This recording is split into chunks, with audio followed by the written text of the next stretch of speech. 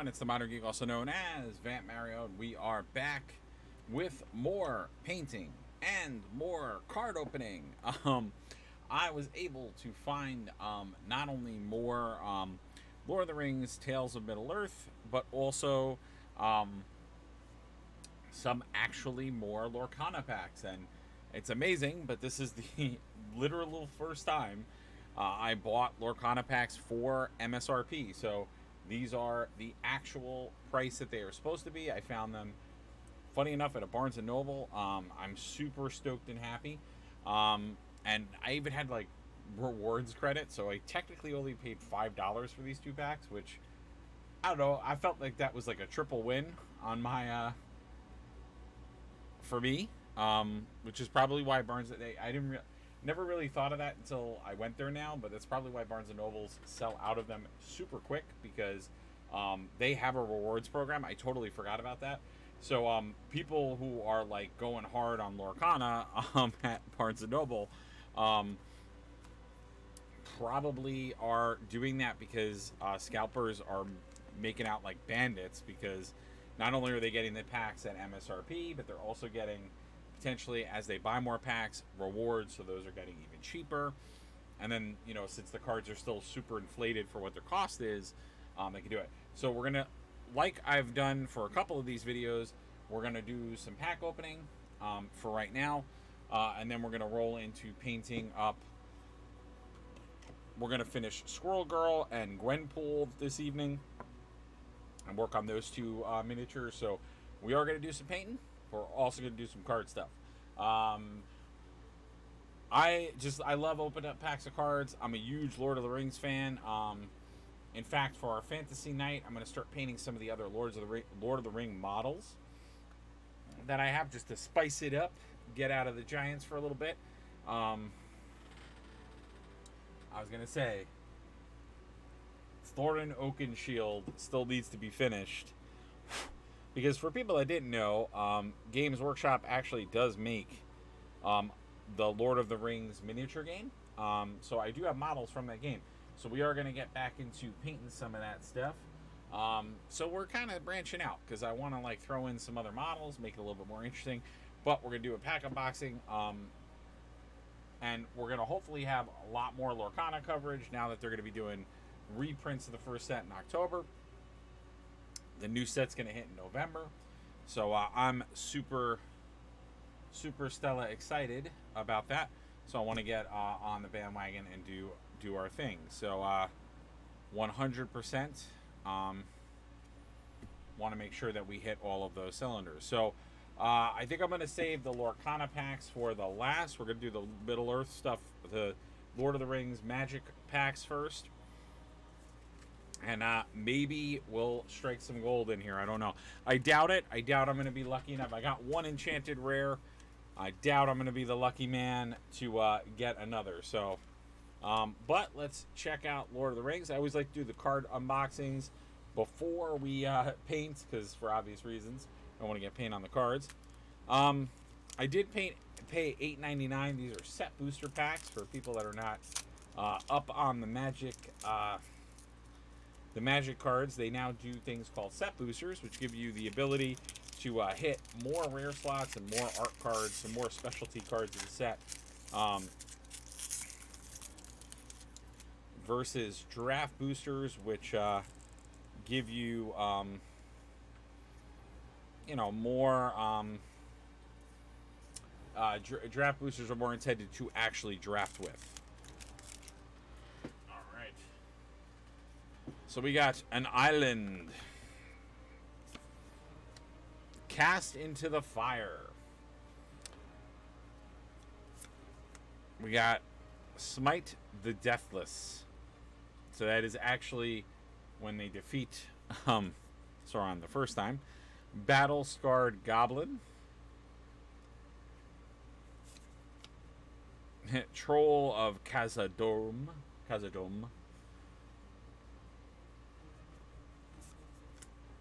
Grima Wormtongue. He's our first uncommon. Human Advisor. I love the artwork on him. Your opponent can't gain life, which makes sense. Sacrifice another creature. Target player loses 1 life. If the sacrificed creature was legendary, amass Orc 2. Lorith of the Healing House. So she's going to be an elf. Oh, she's a human. Interesting.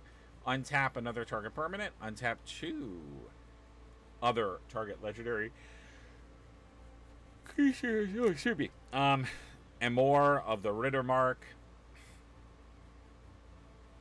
Aomar. I don't know why I said that wrong. Aomar. Legendary creature, human knight. Haste. Whenever Aomar of the Rittermark attacks, if you control a creature with the greatest power among creatures on the battlefield, create a 1/1 white human soldier creature token. So the fact that he's amassing people. Erkenbrand, Lord of the Westfold. Human soldier, whatever Erkenbrand, Lord of the Westfold, or another human enters the battlefield under your control. Creatures you control get +1/+0 until end of turn. So we got an art card, Knights of Dol Emrath. Creature, human knight. Whenever you draw your second card each turn, put a +1/+1 counter on the knights. That's actually a pretty decent card. So that was a full art card. We got one rare in the pack. Rivendell, legendary land. Rivendell enters the battlefield tapped unless you control a legendary creature. Add 1 water. 1 colorless, 1 water, and tap it. Scry 2. Activate only if you have a legendary creature. We also got a foiled full art. Ooh. Oh, that's pretty cool, actually. I'm very prone to getting this card a lot. And then we got a card from Magic's Past, which is Augmented Armor. Argentum Armor. Equip, creature gets +6/+6. Whenever equip creature attacks, destroy target permanent. Oh, wow. This is actually a really good card. That actually might be worth something. That's a good reprint, because that was a really good card when it came out. I remember the set that came out from. And then I'm going to guess this is the, Lord of the Nazgul. Or really the Witch King, because he's the guy who rides that. Ooh, shinies. We got a shiny.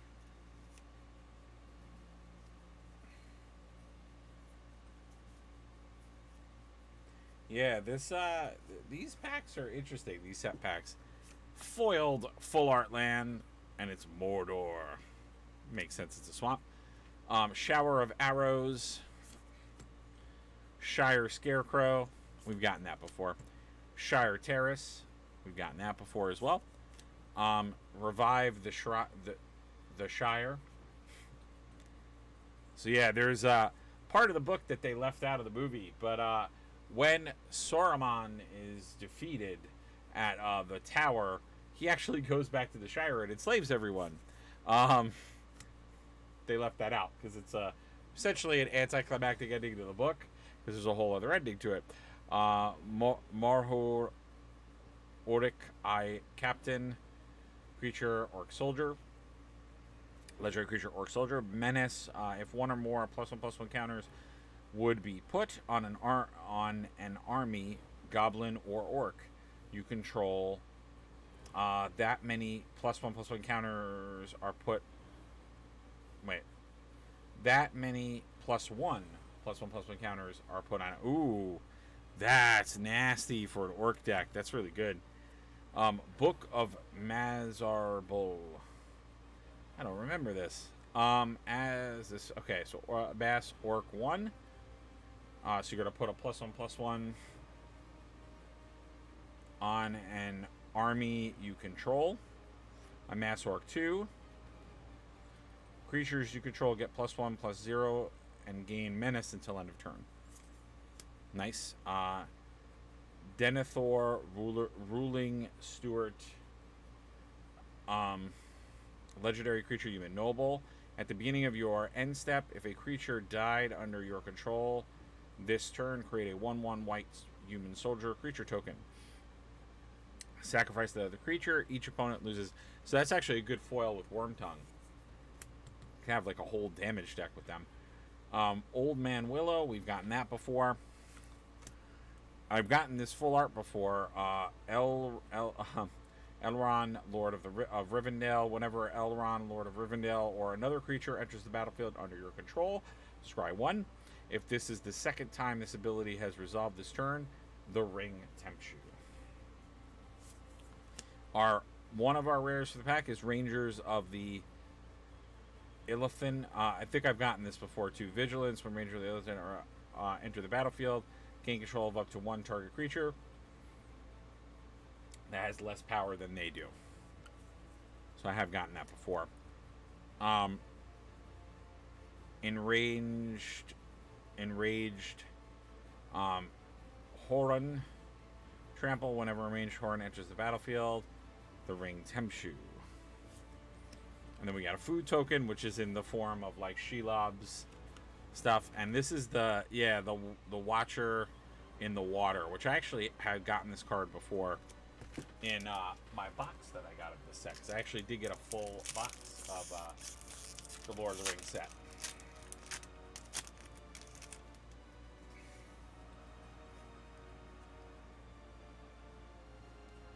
Ooh, okay, this is...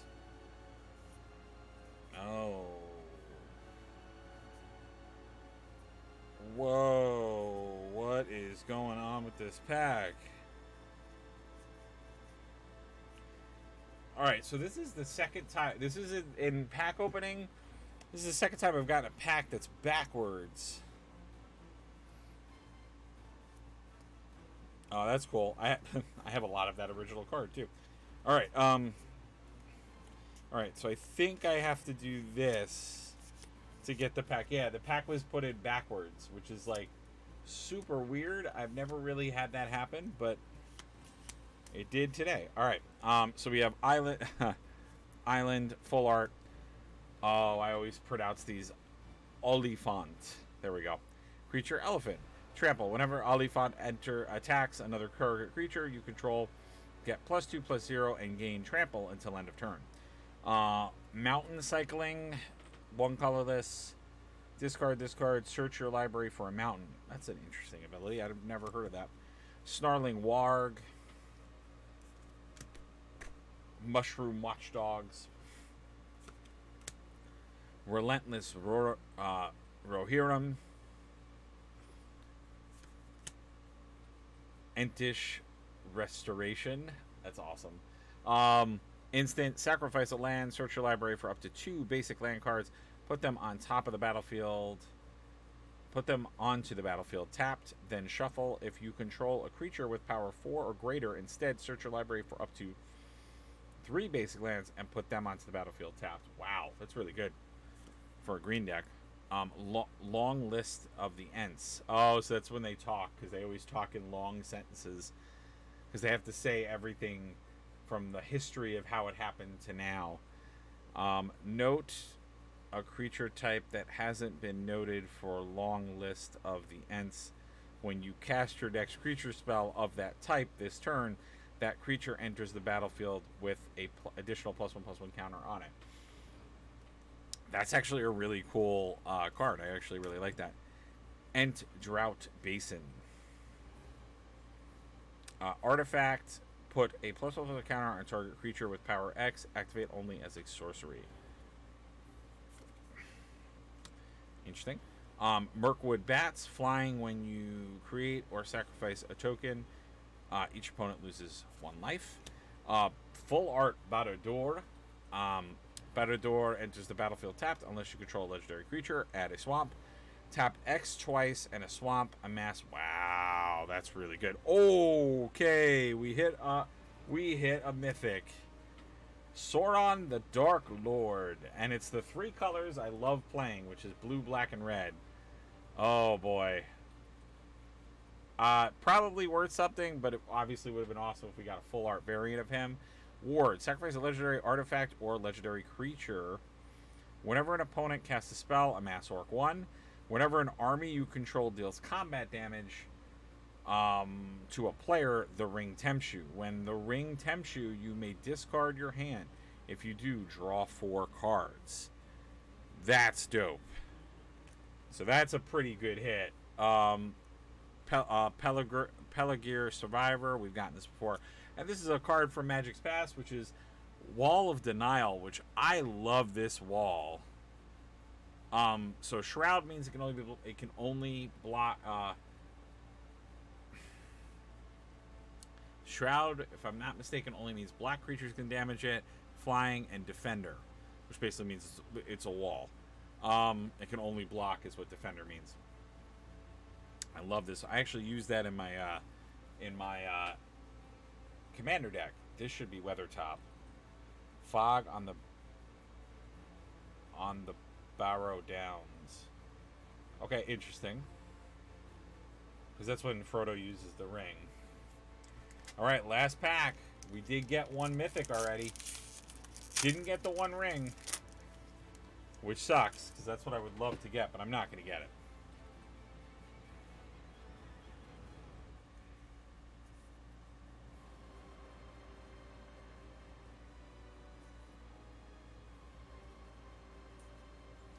So, okay, so both...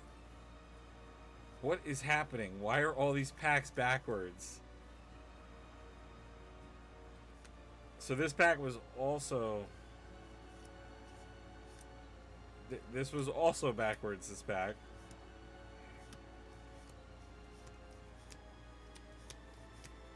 That's so weird. Alright, so we got an island.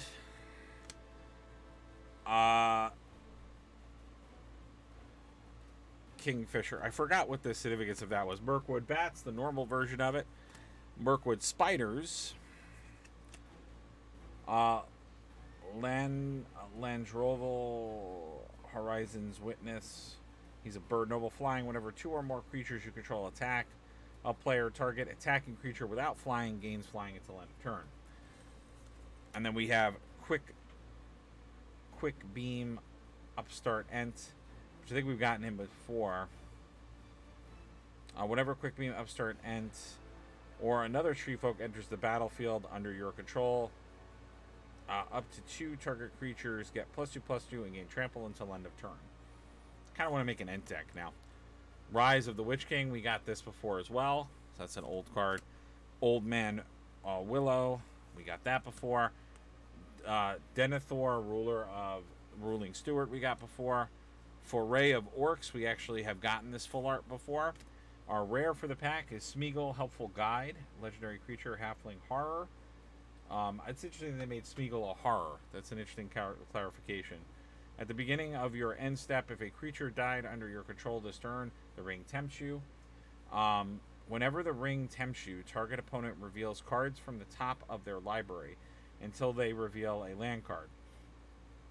Put that card onto the battlefield, tapped under your control, and the rest into... whenever the ring tempts you, the target opponent reveals cards from the top of their library until they reveal a land card. Put that card... Okay, so you basically can get land from your opponent's deck. It's an interesting card. It's really cool, actually. Gandalf's Sanction. Gandalf's Sanction deals X damage to target creature, where X is the number of instants and sorcery cards in your graveyard. Excess damage is dealt to the creature's controller instead. Ooh, that's kind of cool, actually. I like that it bleeds off to the other person. And then we got another thing from Magic's Past, which is Alpine Moon enchantments from M19. That's crazy. As Alpine Moon enters the battlefield, choose a non-basic land card's name. Lands your opponent controls with the chosen name lose all land types and abilities, and they gain... Lands your opponent's control with the chosen name lose all land type and abilities, and they gain add 1 mana of any. As Alpine enters the battlefield, choose a non-basic land card name. So it just strips... That's a weird card. It just strips abilities from lands. It's kind of stupid. And this is Smeagol, Child of Urgoth, which we actually got her in a former pack. Yeah, so, I mean... Yeah, we did get a mythic. It wasn't the ring. I mean, it is Sauron the Dark Lord, so... That's pretty good. Watch, I'm going to look him up on TCG, and he's going to be worth absolutely nothing. Because he's not a variant. Because now basically, well, it's actually a good thing. I he's only a wow, he's only a $5 card. That's why nobody's like digging into the set anymore. But you know what? I'm a fan of the franchise, so like to own the cards, kind of similar to Doctor Who, which is coming out. It's actually coming out this month. Um, I am a fan of these franchises, so it's like for me, I really just I like the cards and I like to own them. I'm gonna like them just because I am a fan of Lord of the Rings. So I'm good with having this. I got Gandalf, I got this, so I'm getting some of the heavier hitting characters, which I'm happy about. So um, I'll put that because it's a mythic. I got to take a look at some of these other ones. I haven't really priced out the cards yet. I'm really just amassing them, and then I will kind of figure it out from there. Because at this point, we haven't gotten crazy, but I definitely have been buying more of the Middle Earth cards, so I have to sort of figure out what what I want to do with them. But like I said, I'd like to do it. I would love to do a Tree Folk deck. That's really a cool idea. All right, now the main event for pack opening. We're gonna open up Lorcana. So I'm super stoked. Obviously, paying $5 for 2 of these packs is like a dream come true because I have not found these for MSRP the whole time I've been opening up Lorcana packs. It's really, really bad. And we're gonna take a spin, take a hit, and see what we get. So far, these guys have been really good. I did get these from Barnes & Noble. I did grab the last 2 that they had. Ooh, and it matched, which is usually not the case. They don't always match when you have the hanger packs. Let's see.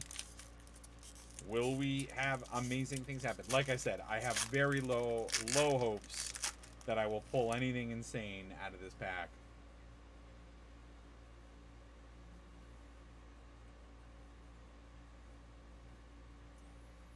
I don't have high hopes.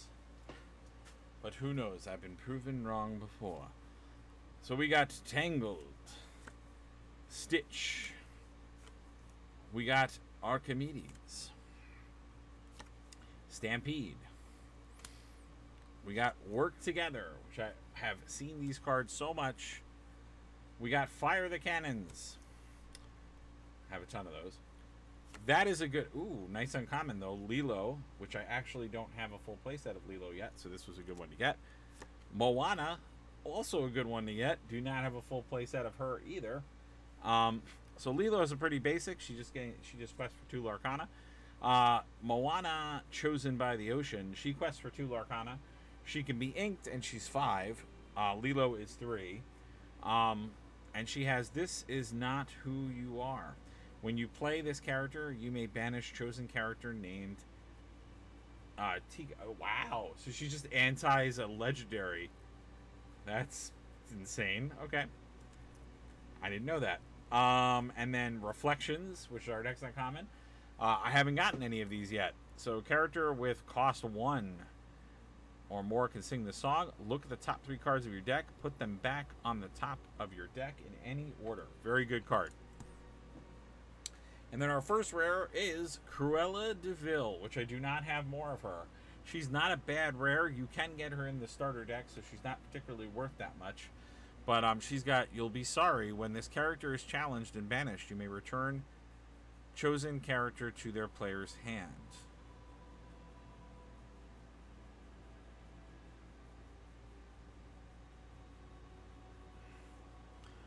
Oh, I misread her power. I thought she came back.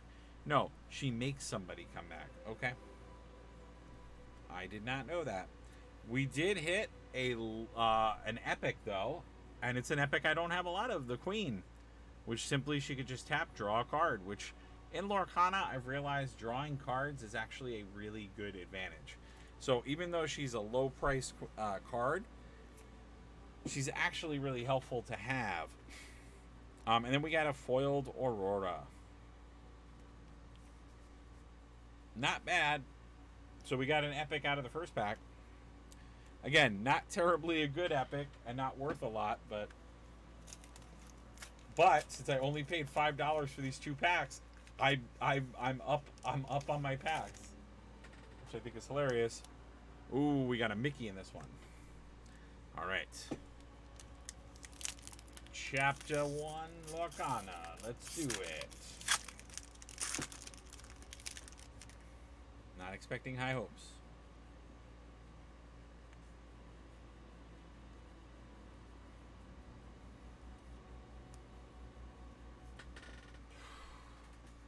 I thought I was going to be doing a dance for a minute. So we got Minnie. Sebastian, which I actually don't have a lot of Sebastians, so it's kind of funny. Jetsam I have quite a bit of at this point. Genie I have quite a bit of at this point. Develop Your Brain I have quite a bit at this point. Beast Mirror I have quite a bit of those. Jumba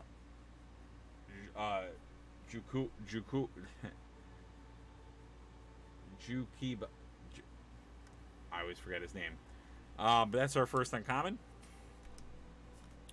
One Jump Ahead. I think I have a full play set of these, but actually might not. Put the top card of your deck into your inkwell face down and exert. Actually, I definitely have one because that card comes from an intro deck.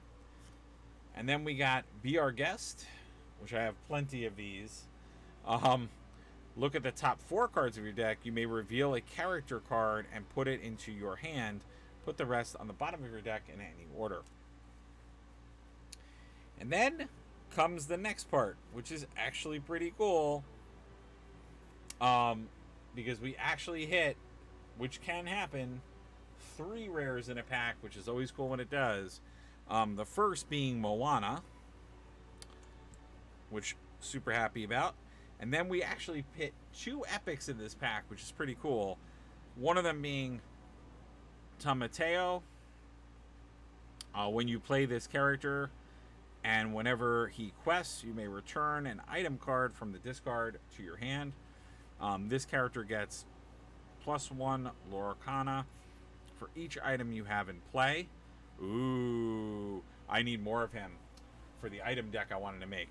So with him, Maurice, and Belle, that is going to be a good thing. And then my other epic I'm not super happy about, but we got Aurora Dream Guardian. It's a foil version of her. Not a fan of it because you can get it in a starter deck. You can get it foiled. So this is a dirt cheap card. I mean, it's cool that I got it foiled because I didn't have to buy another intro deck to do it. But I do technically already own one of these foiled. And I was, again, when I got my first initial packs, it was like wildfire. I was pulling these a lot. So it's like I get annoyed, but... and I'm noticing some cutting issues on these cards, but... And I feel like we're going to see more and more rushed issues with some quality control on cards. But Shift 3 may pay 3 to play this on the top of your character's named Aurora. And then it has Protective Embrace. Your other characters gain Ward. Opponents can choose them. Opponents can't choose them except to challenge. So they can't target them with things, which is pretty cool. So yeah, not bad. So we pulled out of 2 packs, 3 epics and 2 rares. Now what sucks is out of all the cards we pulled, only 2 of them. What is annoying about it is that only 2 of them are not cards you could get in starter decks. So in fact, you can get both of these foiled. You don't even get the regular ones. So I'm not going to say that we we like, I mean, the only reason I made out probably okay in this is because I'm pretty sure the Queen's a $5 card, and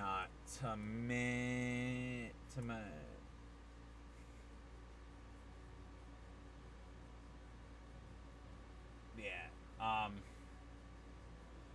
yeah, he's a $2 card. So he's like a $2 card, and then the Queen I think is either a $2 or $3 card. She's not very popular.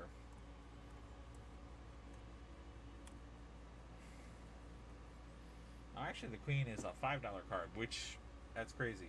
But the other Queen from the second set is actually that's crazy. She's selling. Yes, it's actually a $6 card. So these two, um, I'm ahead. I'm ahead by a few bucks, which is insane. It's and that to me is like why this was so cool to get these packs, because I would totally rather be in that situation than pay like $12 a pack, and the only way you get ahead is if you like hit a $300 card, which is like so stupid. Um, and I hate that that's the way that it is, but this was such a made more sense and was such a better obviously experience because it's like you paid regular price for these things, so you actually came out ahead. But Moana, let's just take a look at her really quick. I'm pretty sure, yeah, I'm pretty sure Aurora is like a $2 card. I don't even think the fact that I got it, um, the fact that I got it foiled. Oh, she actually is like a $3 card. I mean, she's seeing a lot of play. She's a good card. So all right, so I'm actually like doubled up on packs. So actually, the epics did save the packs, which is kind of cool. And the Moana, I guess. I mean, the Moana is not bad. Whenever this character quests, you may ready your other princess characters. They can't quest for the rest of the turn. But the nice thing about readying a character is they can't be attacked. So if you make a princess deck with Moana, Moana like really gives a lot of good synergy because obviously she's a princess. You know, you can get other cards. So if you make, which actually that would be a really good deck if you did a blue and amber deck. That actually would be a really good deck type because there are a lot of princesses you can grab from, and then you'd have a lot of like built-in protection for a lot of them, and it would be really hard to get them off the board. So you'd be able to Lorcana, you know, get your Lorcana up really fast. Yeah, she's a dollar card. Cruella's a dollar card too. You know, they're going to be dollar rares because they were in the starter packs. So that totally makes sense. That totally checks out. Yeah, so I'm pretty happy. It's not bad. I'm always happy, or I've been happy with Lorcana when I get, because since this game is so stingy and it's so hard to get packs, anytime I get epics or higher rare cards out of it, I'm always happier because then I can, you know, then I can 100% get, you know, get myself in a better space with the, you know, just, you know, I'm always happier to try to hunt down the rares or the lower end cards after a card game starts, because they always inevitably drop down in value. So it's so much easier to obtain them. I'm just perfect shielding all my rares. Eventually, I'll do perfect shields or perfect fits on my whole deck that I'm going to create. But for the rares right now, I'm definitely putting those because since this is such a high demand game, I want to make sure those are nice and safe. And then I'm going to put these in my binder. But I'm super happy with this. And again, we came out ahead. So this was a win-win. And then I will obviously get my full playset because I want to start getting into my deck building. I have a couple of deck ideas, but hopefully we're going to do more coverage of Lorcana. I've been like spotty with it because it's just it's so hard. It's so hard to get cards that I'm like, I just didn't want to like dig my heels in and like really go hard in the game because I just can't afford to review it. It's insane. You know, and I wanted to do opening pack videos, but I knew I wasn't going to be able to keep that going. So yeah, it definitely was not my cup of tea. That I could really like sink into. So yeah. So I hope you guys have enjoyed the coverage we've had with it, but I'm hoping to play some games and get into it a little bit more. But moving on to our actual painting stuff, we're going to be doing some Marvel Crisis Protocol stuff tonight. We're going to get our our Red Skull tank a little further along. Just get this all wrapped up. Most of it is pretty much painted. I just have to do a little bit more work on it, and just make sure that we get some details done on it. But I'm pretty stoked and happy with how this is coming out. And then for the newer kits, Squirrel Girl and Gwenpool, which come together in a set, we're going to work on these two guys as well. I'm going to take a small bio break, and I'll be right back. So don't go anywhere, and we'll be working our way through some models.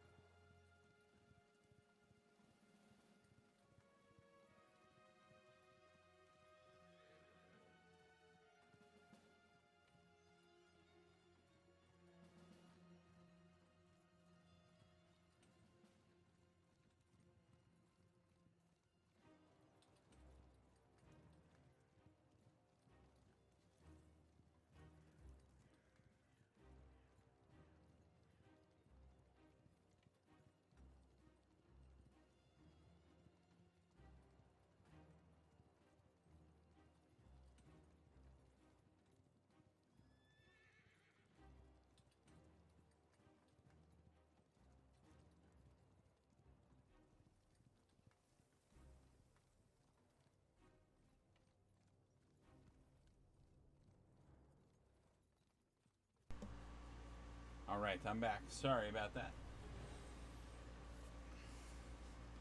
Like I said, just had to take a small little break. All right. So I think we're going to get into Squirrel Girl and stuff first, and then we'll get into some Tesseract next. Oh my god, I'm starting to hurt. All right, let's do it. So let's get some Gilliman to start off. Yeah, and definitely I want to get into playing some more Marvel Crisis Protocol.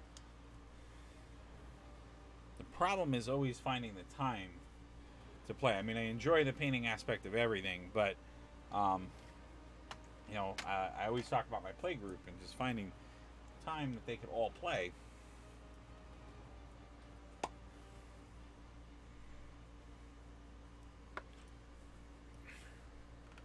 And I'm sorry we've been so like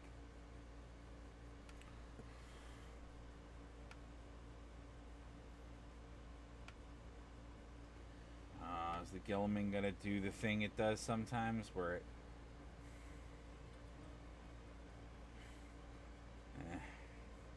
I don't know, Gilliman's a weird color. It like I have moments with it where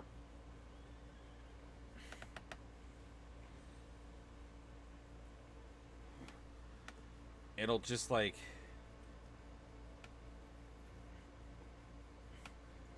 it'll pull really dark in some areas.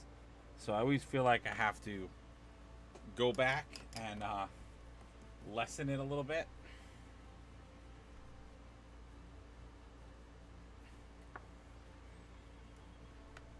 Because I'm not trying to be, any way about stuff, but like, when you talk about certain characters, it's like, I always think that the Gilliman, I think it was made more for like barbarian characters and stuff. So the skin tone is a little bit more like,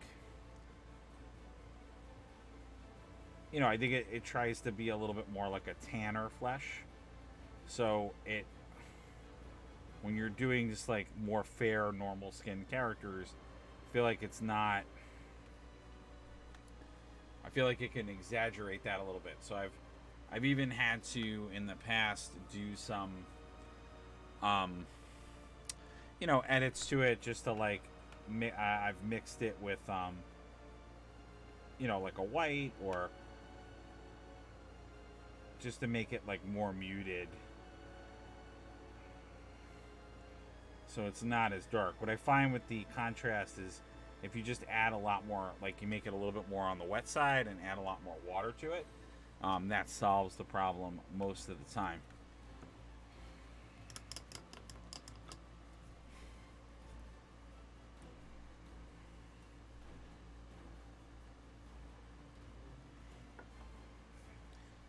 And always the idea of making, I say this to a lot of people, always remember to make your first mark on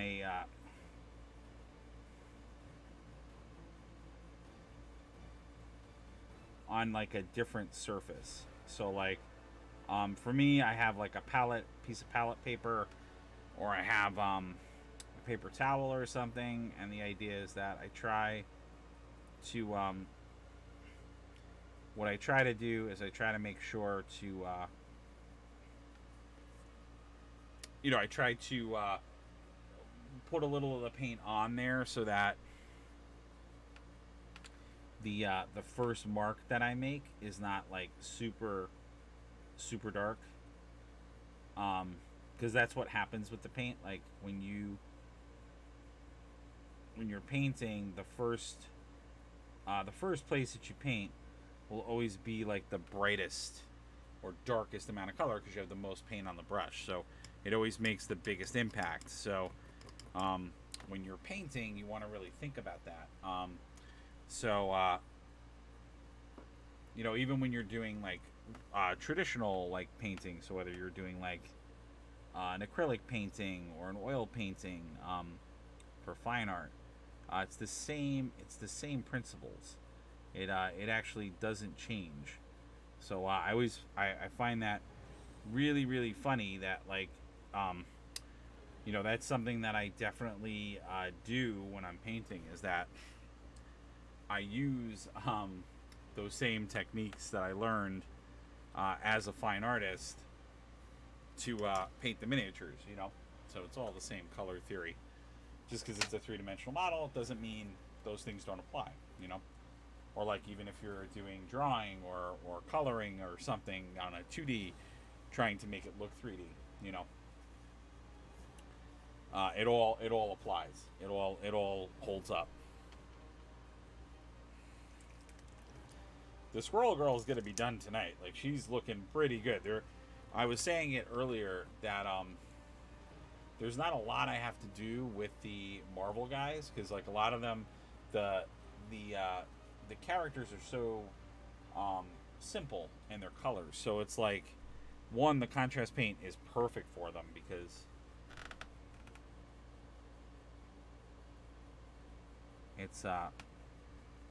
it's really easy to get the color you want, but you don't have to really like you don't have to really worry about having to do too much highlights or details because, like I said, they're just the character or the reference you're basing it off of is just so graphic centric that I'm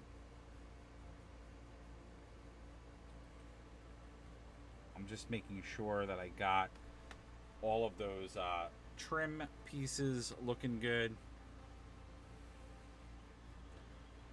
But like, yeah, I already am like pretty stoked with how this is coming out. So, with obviously a couple little touch-ups here and there, but yeah, I was saying it. I was saying it the last time we were painting. Like, I don't know. It's something about the marble ones. I feel like I just do those very, very fast. You know, like I don't feel like I have to think about them as much as I do other stuff. Do we want to do that trim and do it tan? I feel like it's either tan or yellow, her belt. I've seen it kind of in both. It's more tan. I think it's more tan. And as always, guys, please let us know what you think of what we're painting. What are you working on at your painting table at home? What's a game that you find interesting or unique? Are you playing things like Marvel Crisis Protocol? Are you playing maybe Star Wars Shatterpoint? Are you playing maybe Star Wars Legion? All those things are, in my book, pretty awesome, cool things, And I've had experience learning about and playing some of the, quite a few of those games. Obviously, big fan of Marvel Crisis Protocol.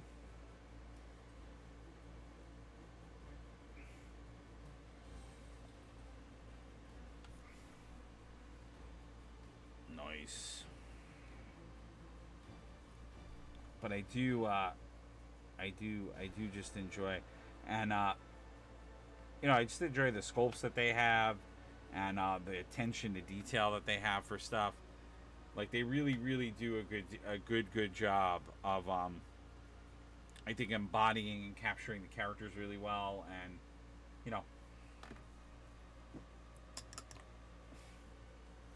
just really bringing you along for that ride, right?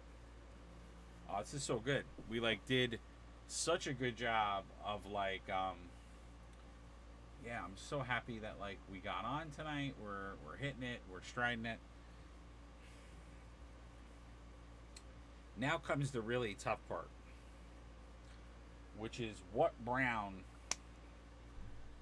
do I use for the tail?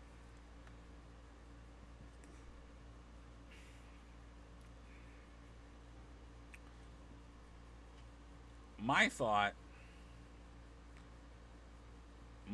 was to do it in the snakebite leather, the snakebite brown, because it's more of like a brown bushy tail when you think of her character.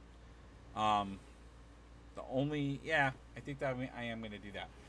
The only thing I was going to say would be my drawback to that is I was trying to remember where else I'd have to put that brown color, but we won't have to put it anywhere else except for the ears, the earpiece that she's wearing on the head. So that will all work. So I think we're gonna rock that snake bite. That's what I didn't do today. All right, we got to do that. I just realized.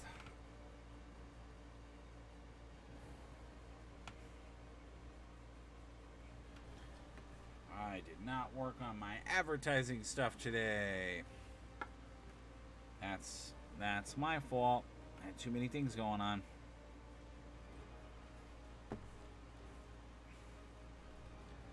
And like I said, guys, please let us know what you're working on. And if you are enjoying what you're seeing and want to see more of it, and you like the painting that you have seen on the channel, please consider following, signing up for notifications so you know when we're live, so you can join and be a part of our community, because we are desperately trying to work on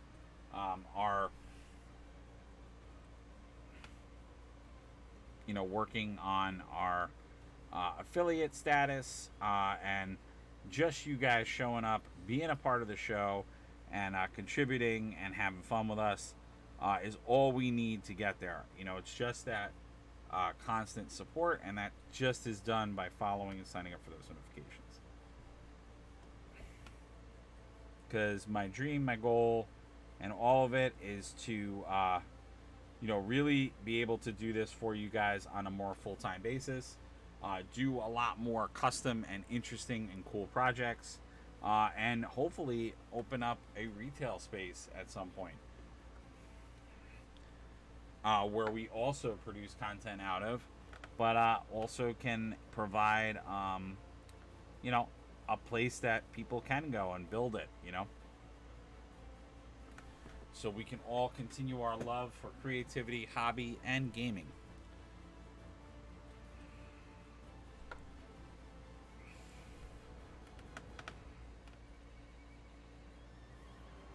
Ooh, there we go. Nice, nice, nice, nice.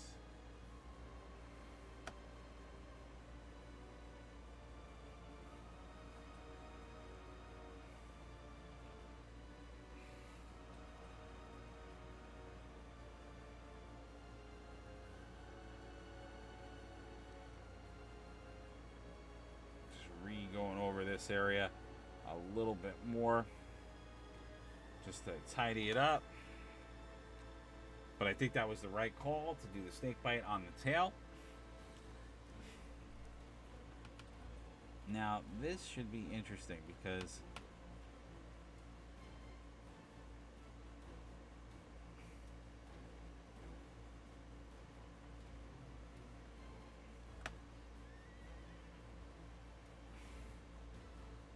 I do feel like she has like a thing in her hair. Now what's cool about this is because the snake bite is close to that orange or has kind of the same value.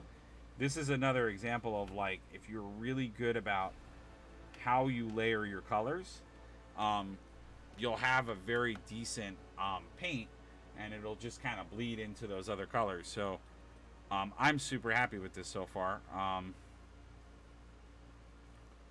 I'm just touching up a few other areas because there was like a sculpted area on here that I just think was a sculpt mistake, and it's like kind of sculpted on one side, but it's not sculpted on another side. So I'm like thinking that they might not have meant for that to be there. So what I'm doing now is I was just going through and taking some access off because I didn't want it to pool and leave that. Oddly enough, Tiny, which is the squirrel that's on her shoulder, is actually a gray squirrel. I didn't realize in the comics that they paint they color Tiny as doing that. Now for there's a couple of other things we got to do. Obviously we got to paint Tiny, and I'm not looking forward to painting Tiny because Tiny is aka Tiny. So I'm not looking forward to painting a very, very small little squirrel.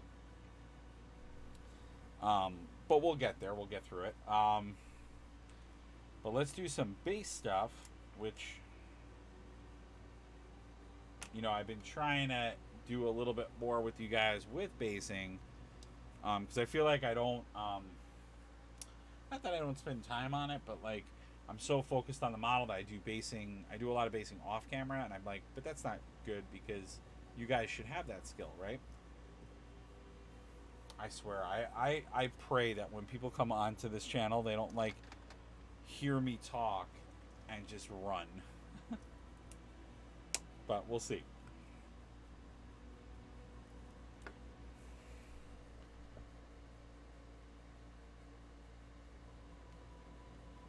All right, just doing some Griffin Charger Gray. This is kind of standard. I've done every one of my Marvel Crisis Protocol models kind of the same way with the same base type. I will say I do enjoy that they do full sculpted bases. I kind of wish that they would vary it up a little bit though. like, maybe I know why they don't, because by doing it this way, it's easier to package, it's easier to do all that stuff with. But I was hoping with the newer characters they would have, like, I don't know, maybe created some newer bases that they could, like, mass put into the models, because most kits come with, so like in this kit, if it has two models in it, they'll give you four of this size base, because they're just like always giving you essentially the same sculpted bases they give you with every character. So I figured if they would just, like, in the newer ones, maybe give you an alternative base. You already have, or most of us who have bought a lot of these models, like, I have a whole bin full of the extra ones. I keep them because they've come in handy, because when I want to do kit bashing, sometimes I've used the bases, so I have a more modern base to work off of, like, as like a foundation. But it would have been nice to, like, vary it up. They have included, like, in some of the larger models, or some of the different specialty kind of, big baddies of the Marvel universe, or just models that have, like, special rules and play differently. They have they've given us, like, alternative bases, but, like, usually for those types of characters, they'll just give you the one base because it's so specialized. Um,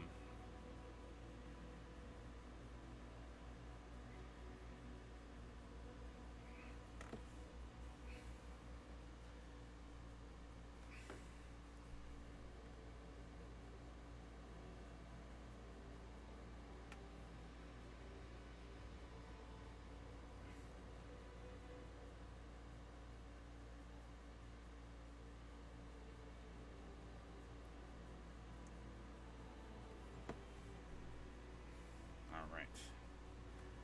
So we're getting there.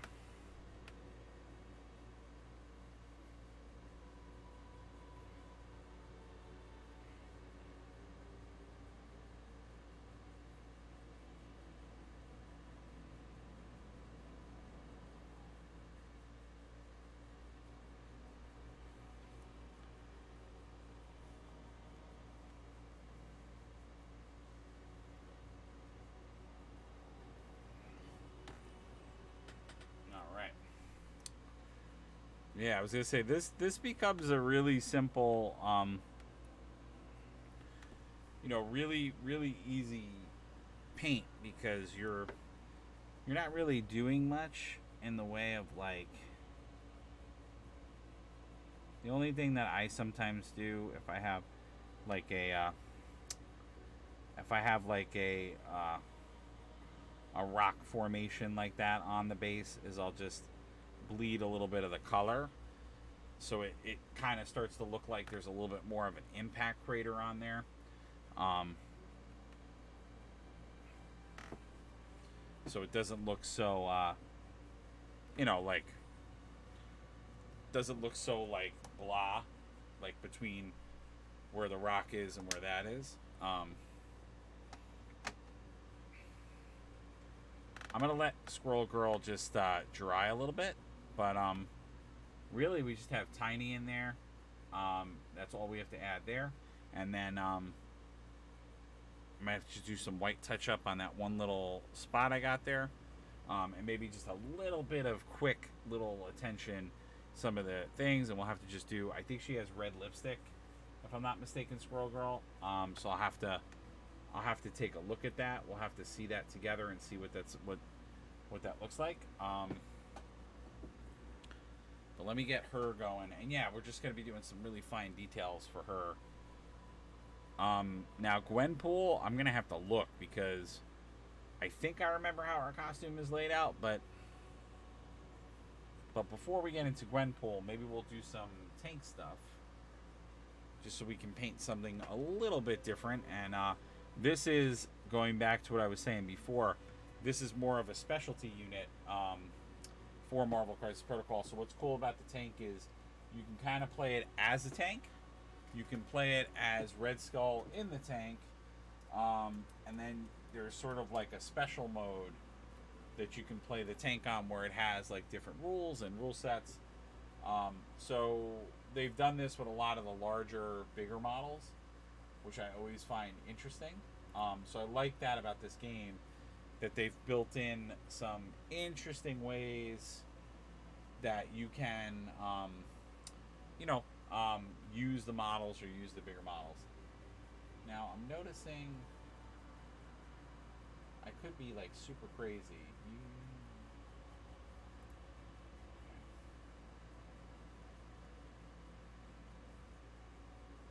But all right, let's see what we got going on here.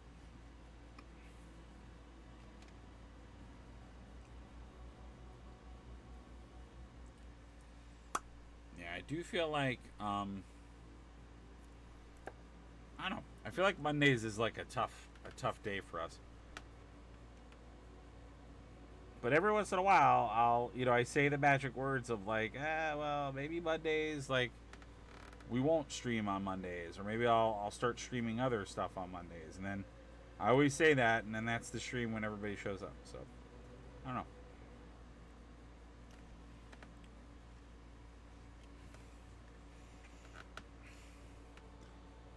I'm always like curious if people out there have suggestions on like maybe what should be streamed on Mondays, or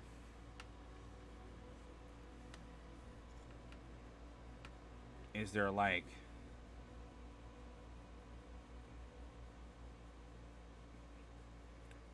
more things you guys would like to see? Is there newer games? And for people out there that might be frustrated that I'm on the Warhammer channel but I'm painting a non-Warhammer model, part of it is because there is no Marvel Crisis Protocol Twitch channel. Atomic Mass Games does have a Twitch channel, but it's a private Twitch channel, meaning it is just them doing it. It's not, it's not open to the public where others can stream.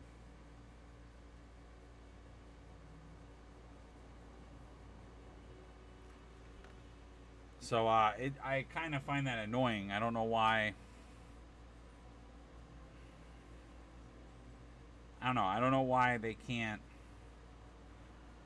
just open it up to everyone. I mean, my suspicion of the why is they just, many smaller companies sometimes they just simply want to like have control of the quality of things. So like they sort of do that, But I think it's been proven time and time again that by giving by giving your fan base the ability to stream and talk about these things, I think it makes you a stronger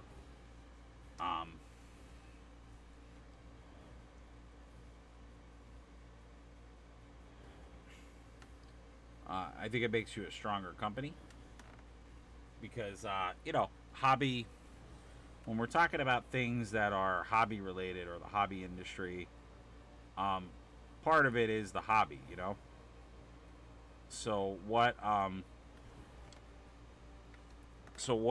people who play these games are going to say and want to do is we all want to take it in our own hands and do stuff. So all right, anyway, but this is a really cool model. So this is the Hydra tank. I've really enjoyed painting this. And for Marvel Crisis Protocol, what's also cool about this model is that it can be used as a piece of terrain. That, so you can you can pick this tank up and throw it at people, which I find unbelievably fun, because it has rules for when it's like done. that it could be it literally will become a piece of terrain, and then people can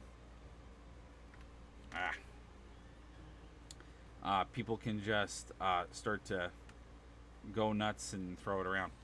All right, I did not want to do what I just did. Is there a way I can get all that access out? I'm gonna have to just paint over it. Yeah, because it literally is now all silver in there. Oh, I might have gotten it out. But yeah, so it's very cool because that's why it has a 4 on the bottom. That refers to the size. So characters on their cards will have sizes, and the rule with this game is that as long as you are match the size of what you're trying to pick up, that's how they do strength in this game. You're able to pick that up. I don't think there are any characters as of yet that have like a that's not true actually. I think Ant-Man and Captain and Miss Marvel might have rules where they can do things with different size terrain, because they also have the mechanic of shrinking and changing their size. So, but yeah, it's pretty cool. So you could like legit, like the Hulk could pick this tank up and throw it at someone, which I think that's awesome. So all I'm doing now is I'm just looking for little details of silver. Obviously, there's some elements on here I still have to paint. And I'm just pulling out these little details to kind of see what I like, what I don't like. And I do that with a lot of my like tanks and stuff. I always like to do a base coat of like the base color, so whatever kind of metal or gray I'm going to use, and then like I'll kind of take my metallics and go after that afterwards. What are you guys working on? And I was going to say, if you're new to the channel, don't hesitate to say a big old hi. And follow us via notifications, so so not only follow the channel but also sign up for notifications so you could be with us live. We do Marvel stuff and some indie model stuff on Mondays. Tuesdays is our fantasy night where we're going to start doing, well, we usually do AOS stuff. I'm going to do Lord of the Rings stuff. I'm going to start doing Kings of War stuff on Tuesdays. Wednesdays is going to be custom project day. So I'm hoping to start doing more custom projects. That's where you guys come in the support department. And then Thursdays is 40K. Oh. I don't know. I feel like my I still feel like my chat or my Twitch is like acting up or being weird. Because I feel like you guys are getting kicked out of the chat room. But I could be wrong. Where are we hitting? Oh, we hit the hour mark. All right.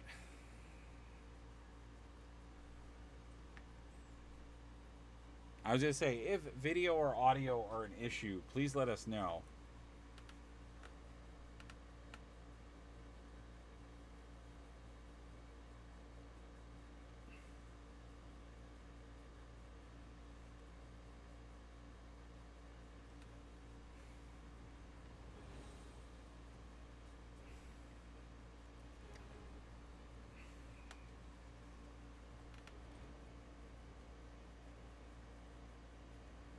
And while we're on the subject of Marvel stuff,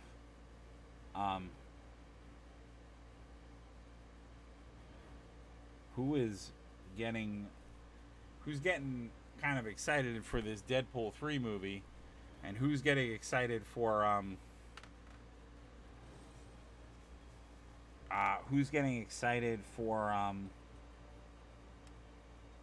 some of the newer Marvel stuff coming out. I mean, we got Loki. Loki is actually coming out this week, so Loki's going to take Thursday spots. I'm super pumped for that. I don't know if anybody else is. I was like so ready to sign me up, But Loki season 2, I think that's going to be insane. I'm really, really, really looking forward to that. Super looking forward to that.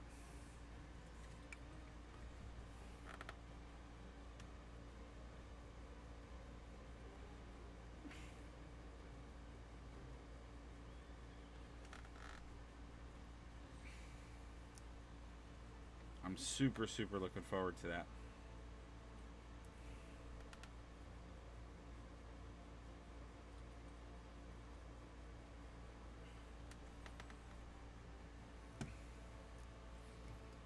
And it's funny, actually, the fun side story. We've talked about a local comic shop in my area, but I actually had the pleasure of being there for their 8th anniversary because I've actually helped that shop. And I do help out from time to time. They're awesome folks, which is All Yeah Comics. And speaking of Loki and speaking of Marvel, for the 8th anniversary, we actually had Walter Simonson and his wife there for signings. And if you don't know who Walter is, first of all, Walter essentially probably has done, if anybody out there is a Thor fan or many things in the Thor universe, you know, even DC Batman stuff, Walter has worked on tons of stuff. Walter is a comic legend. And not only is he a comic legend, he's super nice, super amazing, just really amazing to the fans, really amazing to people there, and just, you can really tell just he enjoyed and enjoys what he does. But yeah, so he, out of fun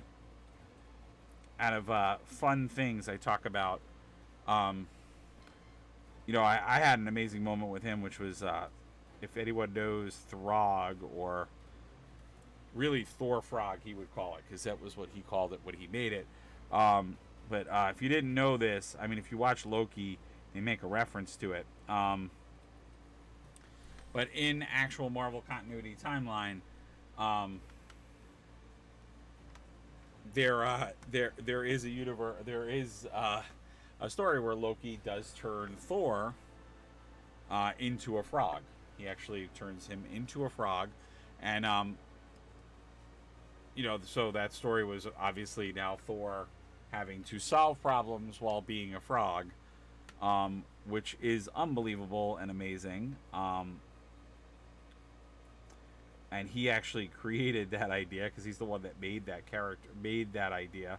So I got to talk to him about that, because I do love Throg and everything about him. Now, in the Marvel universe, the reason why Thor Frog and Throg are both heard of is because what they did essentially was it was in continuity, and then so there is in continuity that story, but then there is an actual alternate dimension where he is a frog. Just like in Peter Porker's universe, Thor's a dog. He's called Thunderdog, which I think is pretty funny. So there are universes out there where he is, where Thor has been not a human, which I think is hilarious.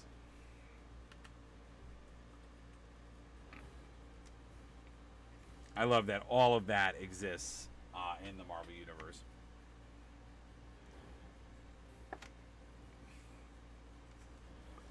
While we're on the subject of Marvel, what are your favorite characters? I should always ask that question when we're doing Marvel Crisis Protocol stuff.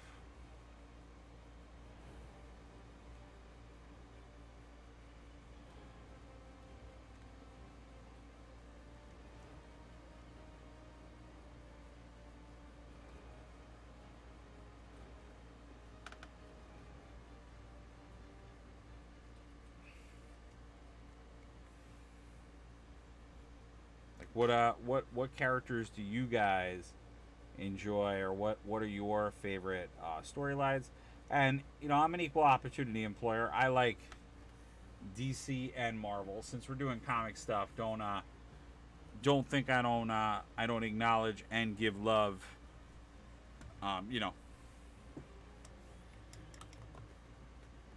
to that wonderful place. I love I love me some DC characters, just like I love Marvel characters. Um, I will say that I am very much a I like I'm a tertiary guy. I call it.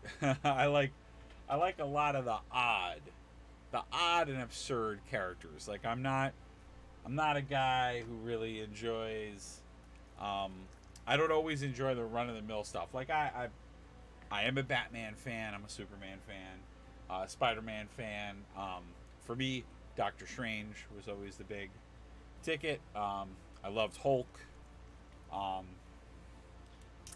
but I love very obscure, weird characters. So like, some of my notable characters are, and I've shared it with you guys on the channel before, but like, like Howard the Duck, which I love. Um, you know, characters like, like a lot of the Spider Verse multiverse characters. Um, I'm a huge fan of. I'm gonna go a little old school on this Red Skull.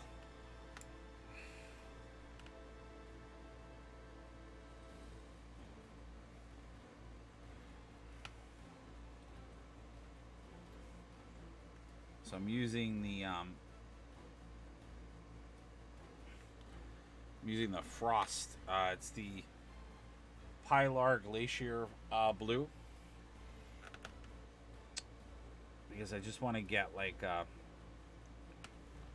the start of like a blue tint on the eyes, and then I'm gonna darken them a little bit, but I wanted to give them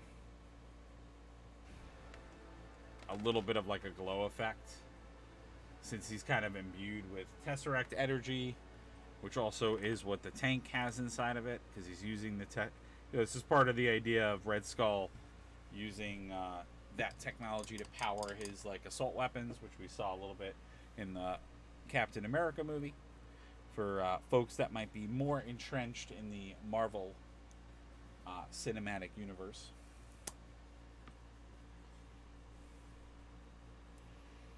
So nobody's got a favorite Marvel character, huh? I'm surprised. Just noticed I didn't paint underneath Red Skull. I didn't paint a few things of Red Skull. So I'm just using Templar Black just to coat this. I realized that I messed up on a few things about his jacket.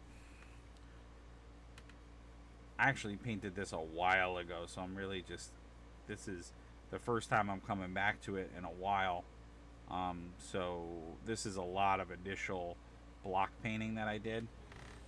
So now we're gonna really like push this and get the like nice subtle final touches on this, so we can get it looking nice and crisp and really good.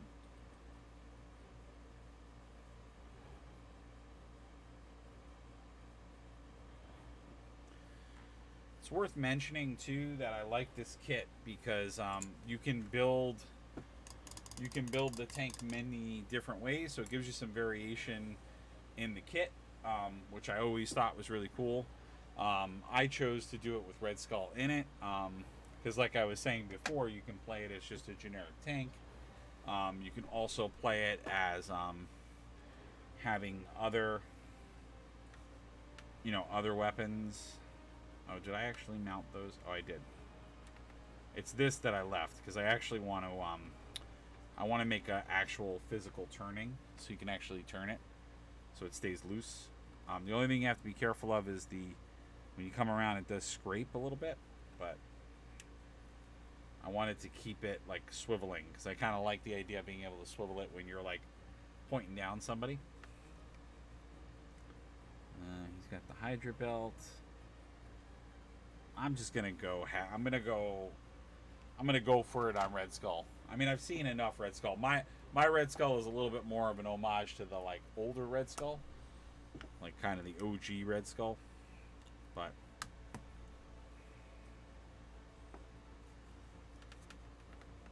so if you look at older cat wow, cat videos. That's what we call comic books, right, kids?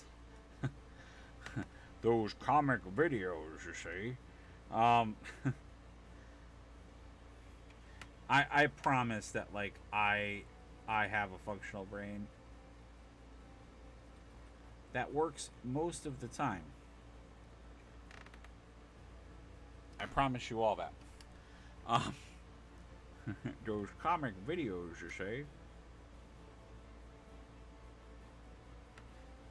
I don't know. Now my brain is just like on overload, and it's like when I'm doing that, I basically want to be Nicolas Cage from Across the Spider-Verse, which oh my god, I loved every minute of that movie. It was so good. I loved it for all the reasons. I mean, I loved it obviously as an artist, the art style. It was unbelievable. But I just also loved it for the actual just like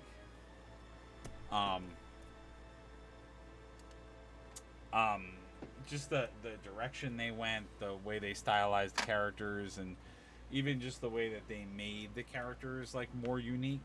You know, definitely not all extremely accurate in every case to the comic book, but still like good, just good reflections of what needed to happen. And they created a couple of things that were just like really funny and really awesome.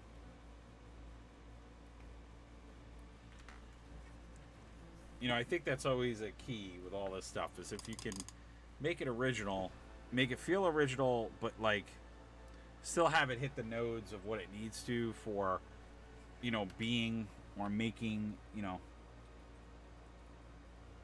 of you seeing that character's key points, or that story's key point.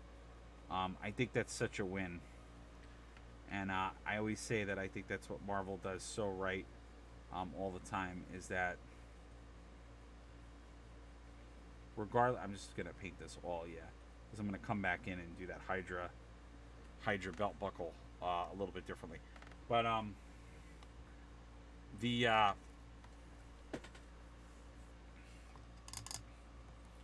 just think Marvel hits that mark all the time, because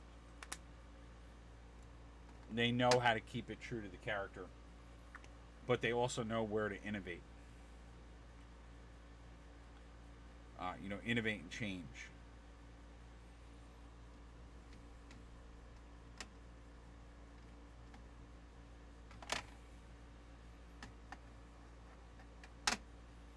I love this paint rack, by the way. This was the best present that my family gave me in the world, was just this paint rack. It was awesome. They got it for me. I'm so happy.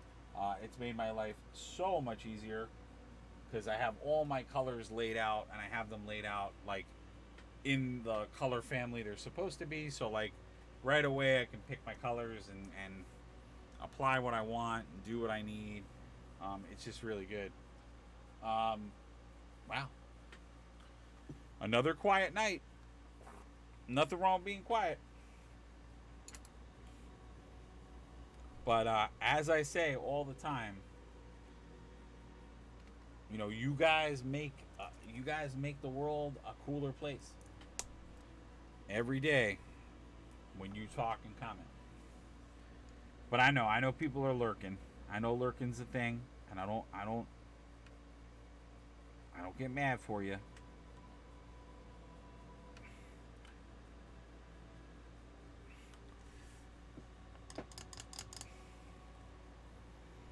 I get it.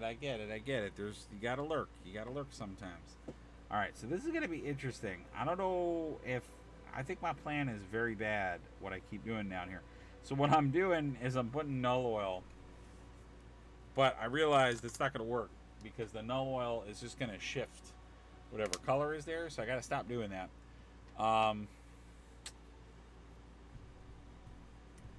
Yeah, I don't know what to do down there because I kind of need it to be black in the actual like alcove, but uh, he's got a black leather jacket on, so I don't want it to just melt, you know, into nothingness. You know, I want there to be a different black than the Templar black. So I don't know what I'm gonna do. I'm gonna have to figure something out. Let's maybe do Space Wolf Gray. So it's a little darker, and then maybe throw null oil on top of that, which might work.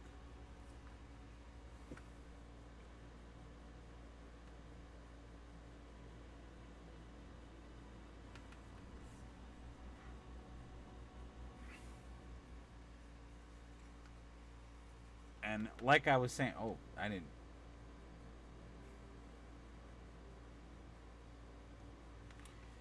What I was gonna say to all you guys was, you know, and like I said, even if you got other stuff on your painting table, like don't feel like you are, um, like just because we're painting Marvel Crisis Protocol, if you have no Marvel Crisis Protocol or you've like never played the game, um, don't think that you can't talk about another game you play, or if you have questions about Marvel Crisis Protocol and just want to like learn more about it, like shoot me up, let me know, you know, in the comments,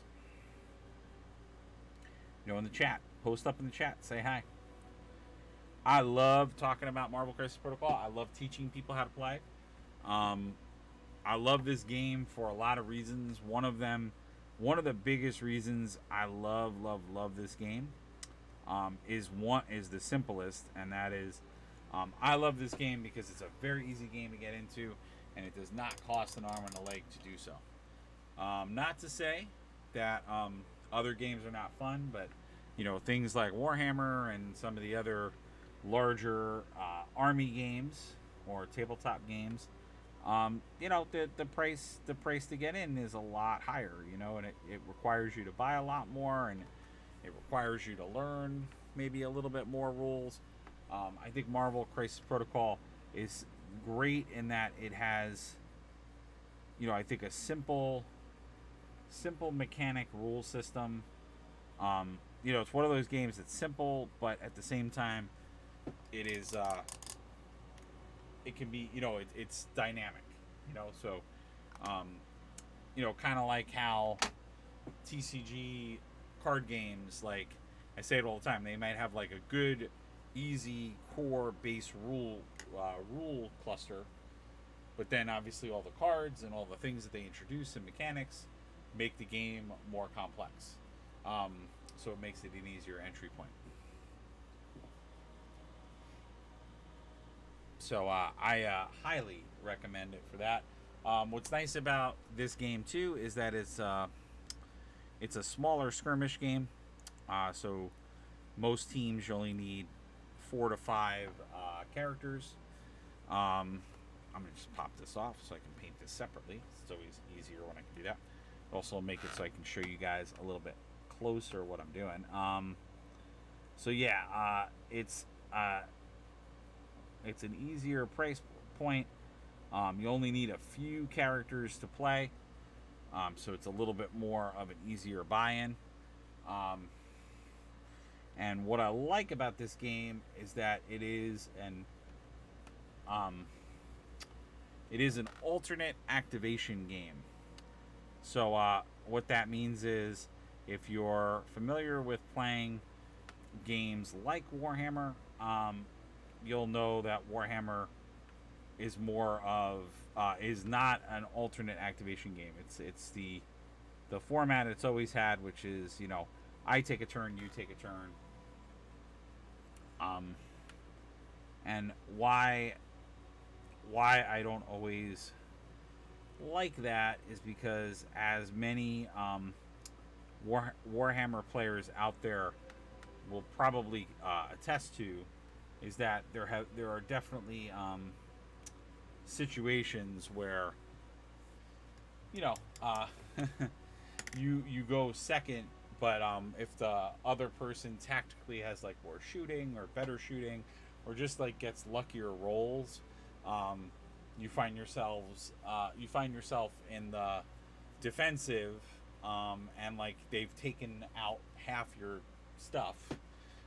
In some cases, if you're tactically not in good shape, they might even take out some big stuff, and it's like you feel like you didn't even get to play, and it's like so there is an element where like I feel like in Warhammer, and when I say I feel like in Warhammer this happens, I think other games have the same problem.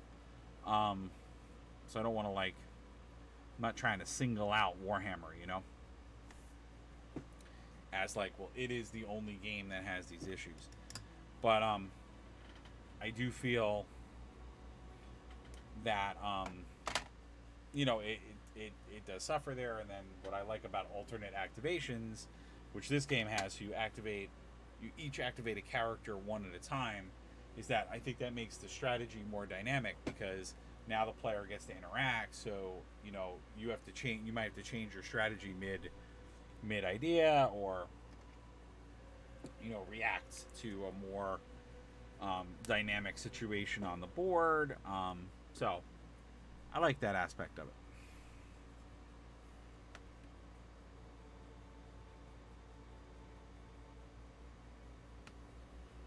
It's more. I consider it more like it's got more of that chess feel.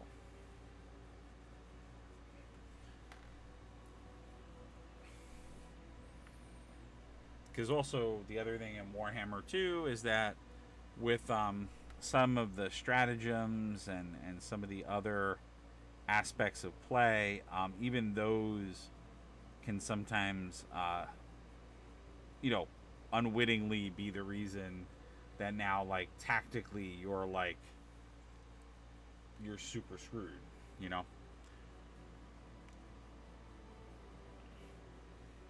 Which, again, I mean, all of these games have an element of luck to them, right?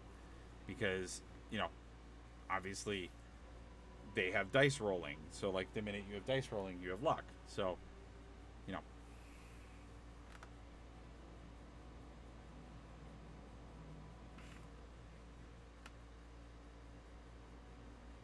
The other aspect I like about this game, too, is, like I alluded to already with the terrain idea.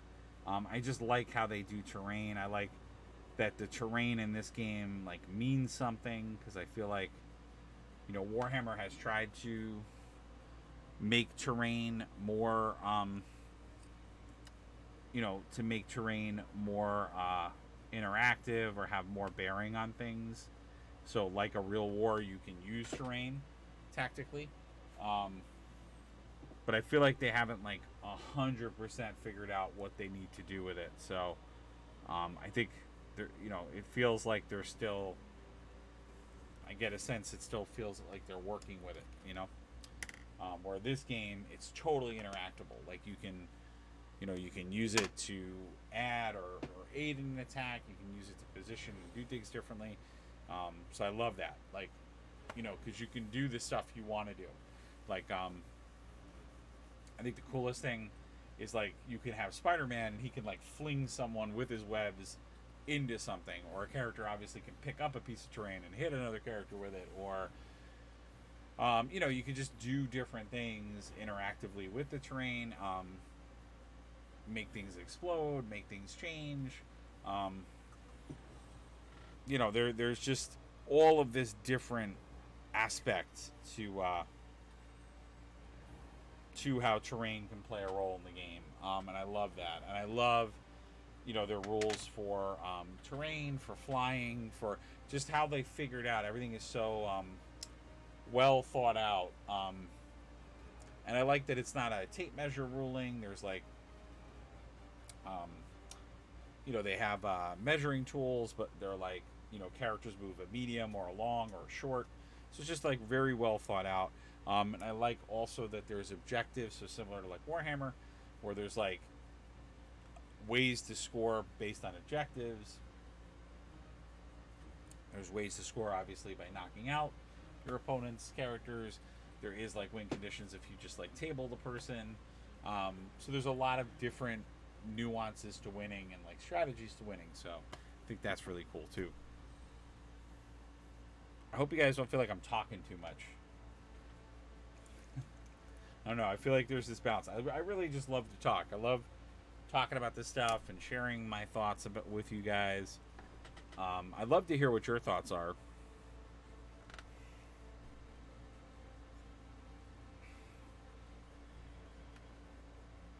Or like I said, like if you have questions around what we're talking about, whether, like I said, that's about the game itself, how to play, how to get started. I'd love to answer any of those questions that you might have.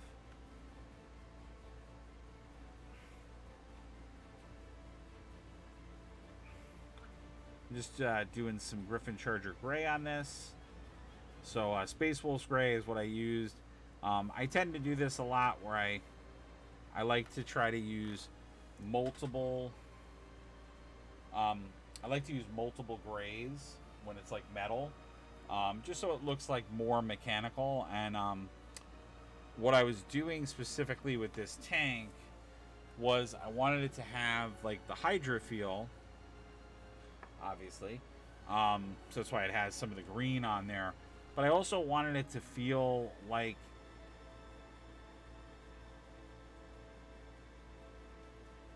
going back to what this is supposed to be. This is supposed to be, him using the Tesseract to create more robust weaponry.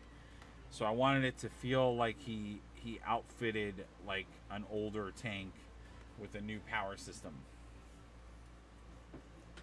So I wanted some of that like older World War II-ish feel to the tank, but at the same time he's got like newer tech that he's put into this tank to make it different.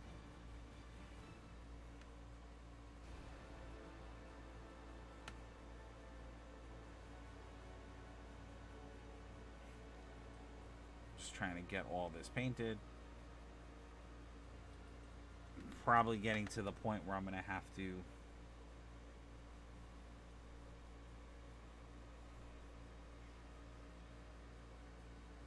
let this dry.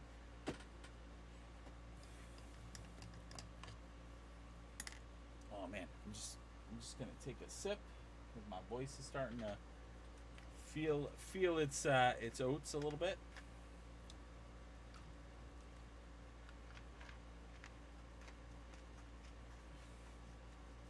So what do you guys think? Do you like the stuff we're painting?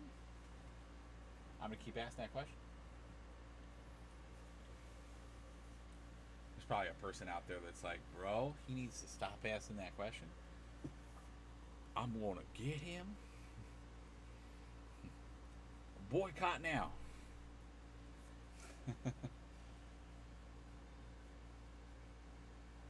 Alright, so what do we think these are? I think they're Gatling guns. I just don't know. I feel like that needs to be like a canister or a tank. So I feel like that should be like an orange color. I think I'm gonna put that as an orange color.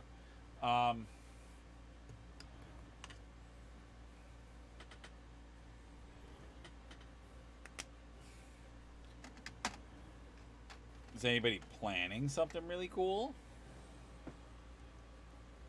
I mean, most of the big conventions have happened from a gaming standpoint, so I don't think anybody's revving up for those. Although I was commenting last year, and obviously I've shared a couple of times on the channel that we'll be at Comic-Con, because I will be at New York Comic-Con. I'm just gonna do this whole thing in orange. But it's actually kind of funny that Comic-Con, I feel, has started to add more like tabletop and gaming to the show floor, because I don't know if a lot of people know this, but a lot of the bigger comic companies and some of the creators are not going to Comic-Con. And now with another aspect to it is because of the writers' strike, which we're starting to see a lot of some shows and some entertainment houses are starting to strike deals with the writers. So there is some progress being made in some cases.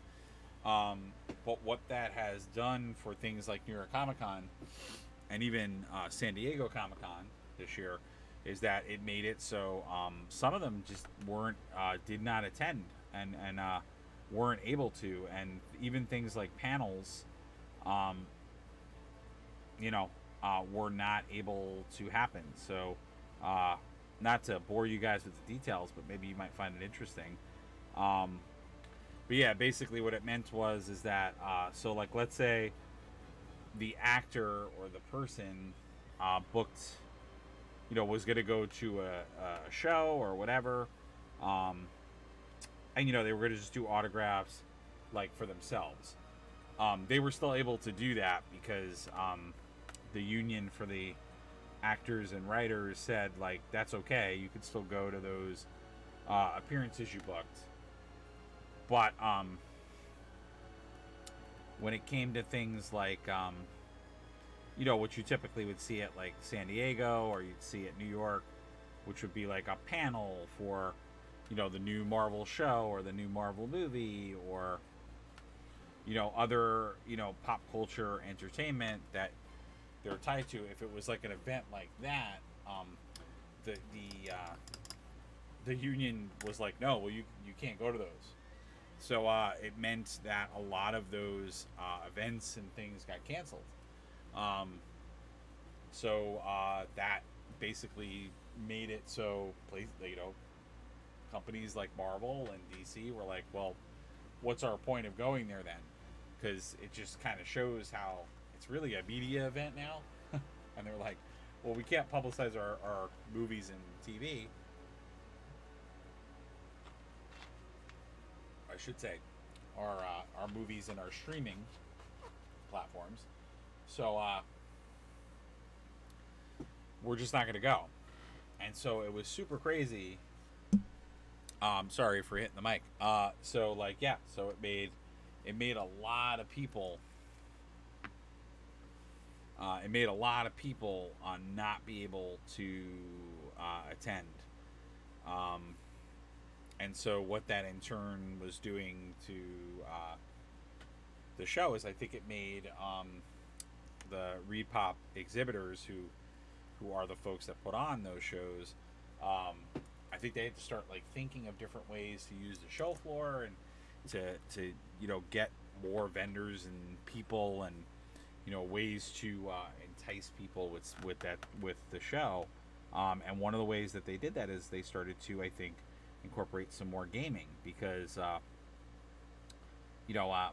some people know it, some people don't, but they also do PAX, so all the PAX shows.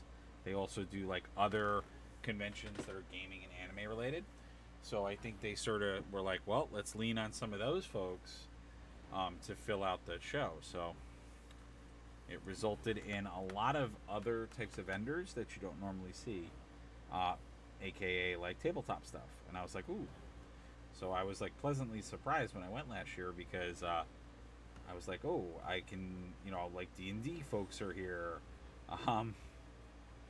TCG people are here. Like, it just like had that. There was even like, they devoted a giant part of the floor to like computer gaming and that kind of stuff. So, and there were some of those vendors there too, like people selling like computer stuff and gaming stuff. So I was like, ooh, okay. So I'm hoping that this year is no different, and that a lot of those vendors return, because I hope there are more that are added, because I want to do some interviews, and I think that's going to be super dope, and I want to do interviews with those companies and I'm hoping like Ravensburg, maybe. Hey, maybe we'll get a Lorcana thing going on. That would be unreal and insane. I mean, that would cause a riot in itself if there was. If you give us Lorcana, what are you, crazy? Oh yeah, there would be like instant riots everywhere. It's burning in the streets. And again, guys, I'm sorry if like the folks that watch us don't want. I mean, I'm a TCG guy. I've always played TCGs, and I really am excited about Lorcana. I'm also a Disney fan, so like I'm a huge Disney fan. So like I apologize on the channel, and I know a lot of you normally tell me don't do that. It's your channel. You can do what you want. That's true. I can. But you know, I hope you guys are enjoying the card unboxings. I mean, I think the Lord of the Rings ones are a little bit more topical since, you know, Games Workshop does make Lord of the Rings. We paint fantasy models on the channel. So I was like, I think that's a little bit more doable, right? It's more that's more our speed.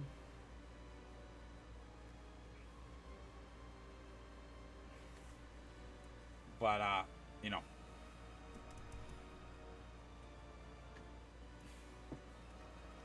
but I don't know. Lorcana to me is just so cool, and I just love the reimagining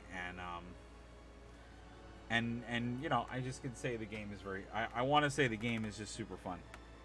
I think that's the biggest cool thing about it. Is just I feel like it's a super fun game.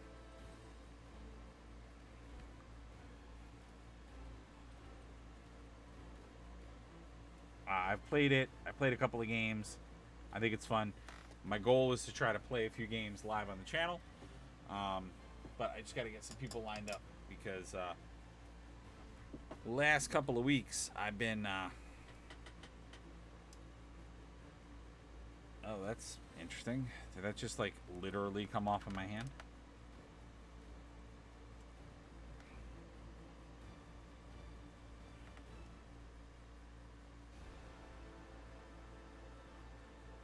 Okay, I'm gonna have to figure out what the hell just happened to that. Literally, that part just like came off of my hand. Um.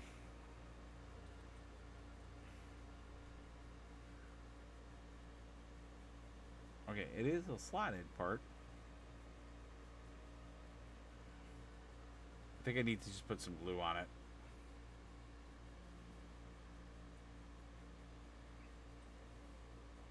That was weird. Alright. It's back on there.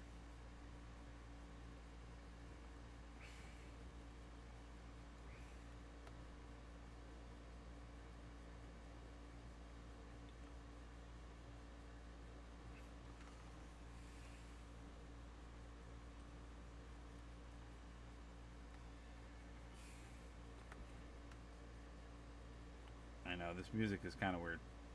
I didn't have time to select other tracks, so it's just kind of looping on some stuff. Um, excuse me. That was disgusting.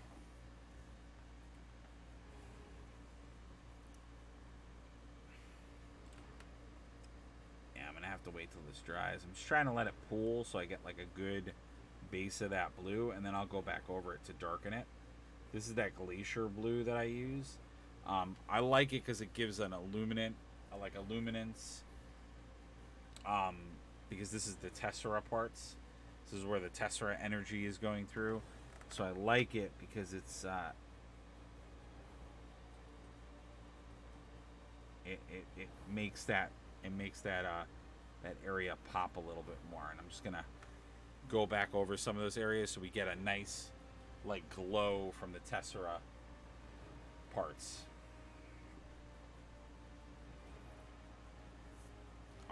I really am liking how this is coming out. It's coming out real good. It looks both modern, but it also looks like it's like a rugged tank that's been through some stuff, which I think is kind of cool.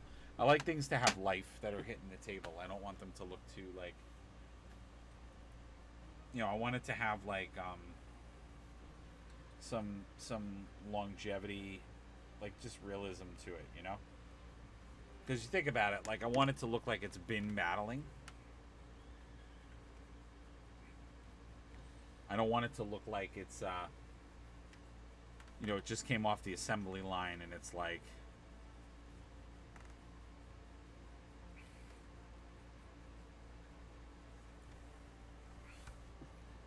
I want it to have that feel. Oh man, we've been on for almost 2 hours, and you all have been hanging out. I love it. You guys are my true heroes. I love it.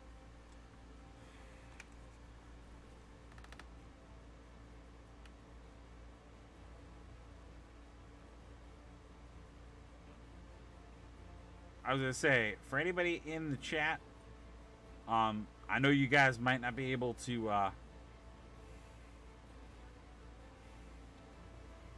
You might not be able to type because, like myself, you might be painting something. I find that many people who watch painting videos are themselves painting when they watch them. If you can, I'll make a deal with you. One, if you haven't followed us yet, please just hit that follow button. Sign up for notifications. Second, just pop in the chat an emoji, a thumbs up, a smile, something that lets me know you are alive and well and your project is going somewhat okay.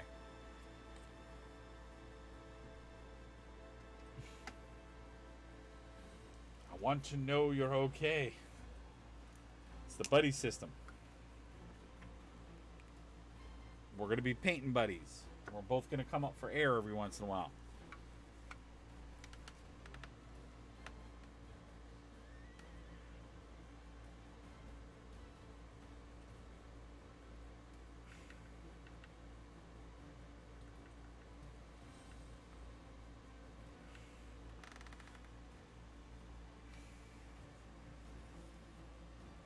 I was going to say, remember, it only takes 2 letters to say hi.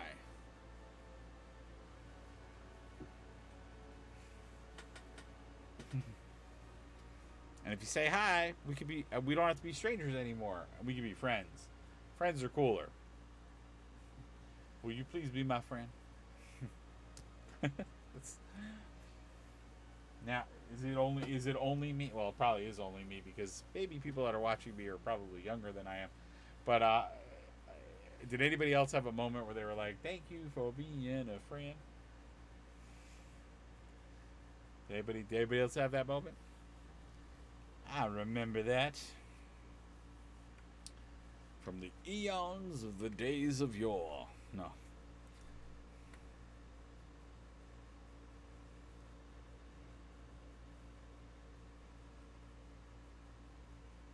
Somebody out there is like, how old does this man think we are?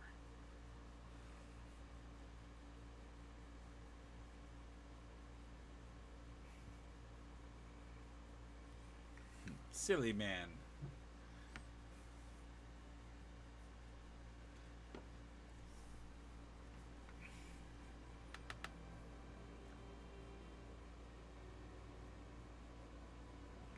Griffin Judge Gray, the grayest of the grays. Oh, all of this is not painted. I mean, it's in a crevice, but I gotta get it.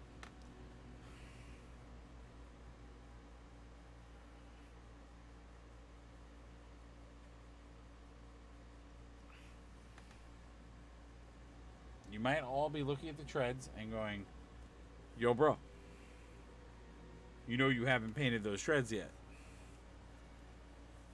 I am well aware.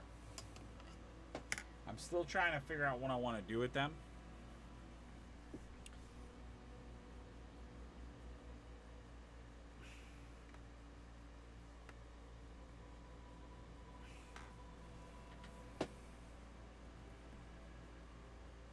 We got some devoted people tonight. I love it.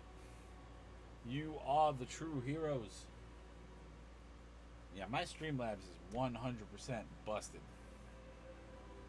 Because it does not tell me the right amount of people that are watching at all. that's why, I mean, if you guys were ever wondering why I talk about comments all the time, or like, let me know in the comments what you think, or let me know via chat what's up.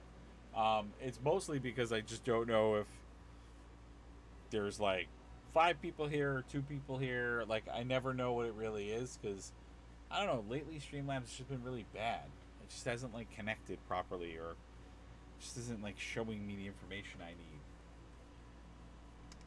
which I find semi and it, not semi, quite a bit frustrating. But I don't know what to do about it.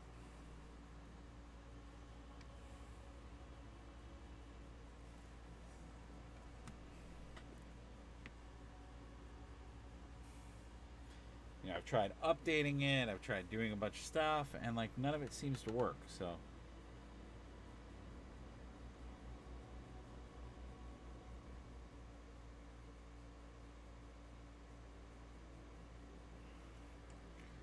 and then recently I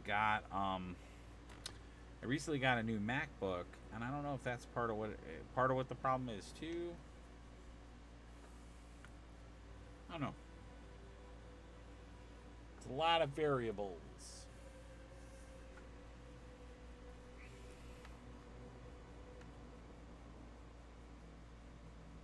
Oh, no, stop.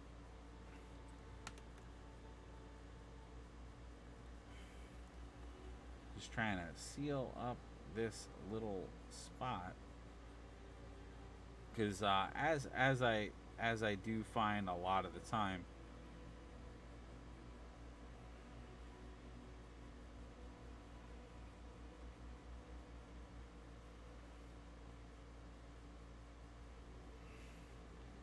so all I'm trying to do here is I'm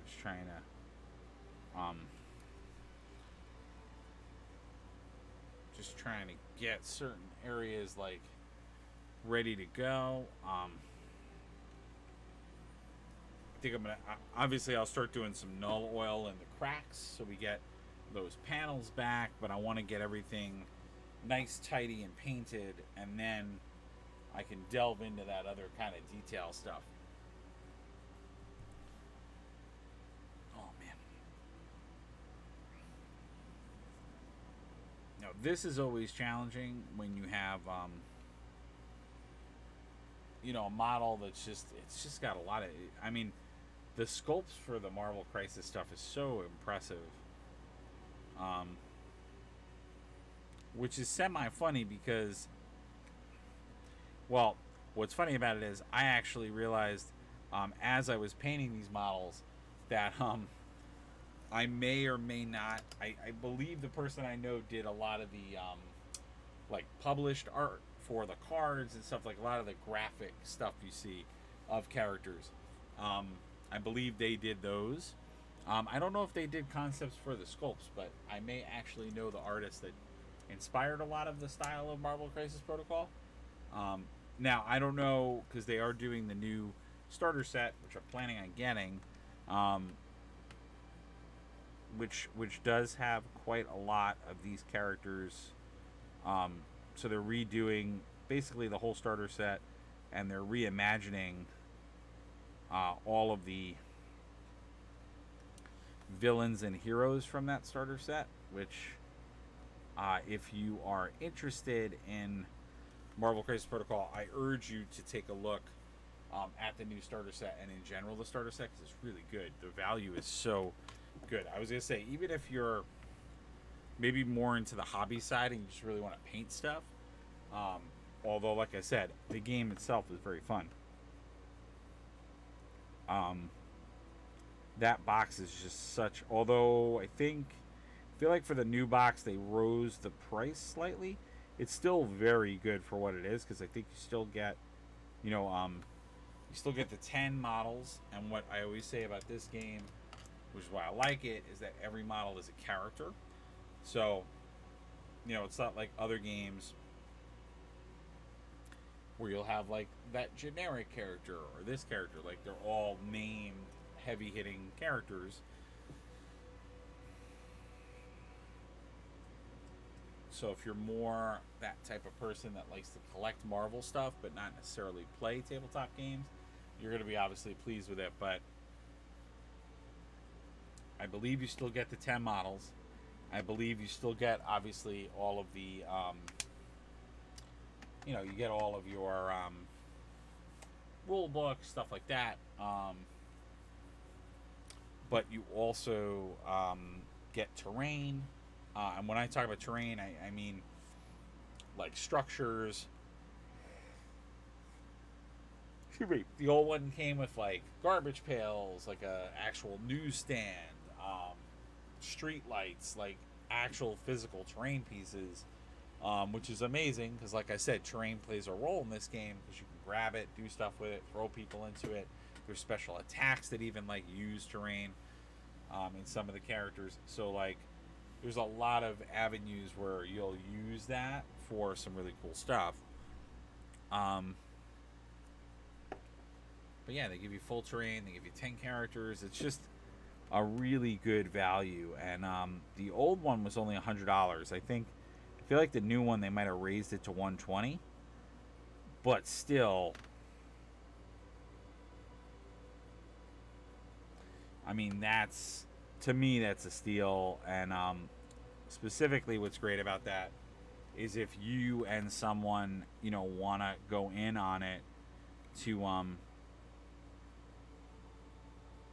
to try out Marvel Crisis Protocol, I don't think that's a bad investment at all. That's $60 a person, and like I said, you get amazing models. You're getting some cool terrain. It's modern terrain, so if you also are like me,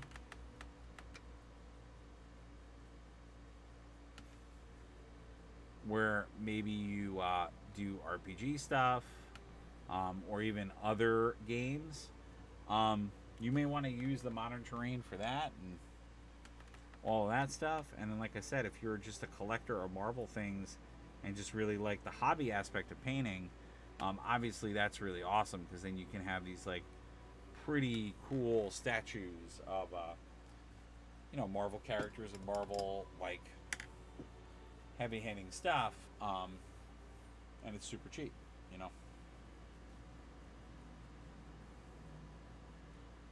All right, let's see. We got a little further in the stream, Mark. Let's see if we start to bump and see more folks coming. I will say that I do feel the puttering, of the tired wave kind of hitting me.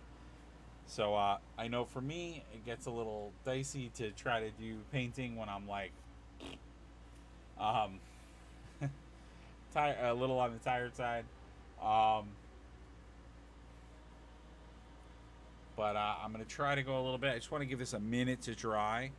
But like I said, I'm really loving this tank. We don't have much more to paint. I mean, there's a little bit of detail to paint. Obviously, the treads. I want to work on those eyes of Red Skull. But I'm thinking this is almost in that done box. And I think it looks awesome. I think it looks crisp. Little things I want to do to it, but what do you guys think? I'm curious. What's the audience out there think? What do you guys like about it? What suggestions do you have? I feel bad. I didn't pull out that Mystique. I know one of our viewers asked about how that went because they had made a suggestion on it. I totally forgot to go get it in all my stuff I was doing today running around.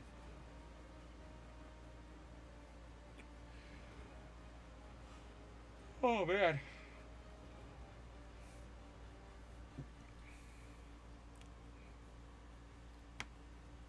Alright, I gotta figure out what I'm gonna do with these treads. Kind of feel like it should be the green. That's what my brain said the last time. Yeah, I think we're gonna do it in the green. So we just repeat that It's Plague Bearer green, which is what I used for the other like Hydra, because I felt like that was a more Hydra green. Um, Definitely not what the paint sample looks like for the tank, but I kind of think that's going to be a good thing.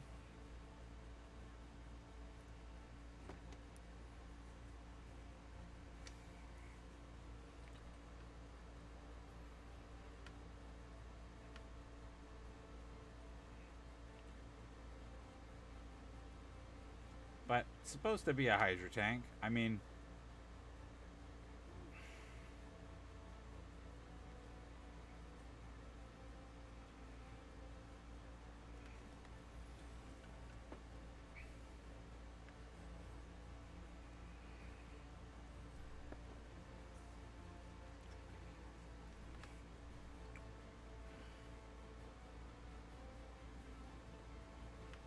just gonna do the treads in that green, and then we can I'll do all the gears and stuff in a different color.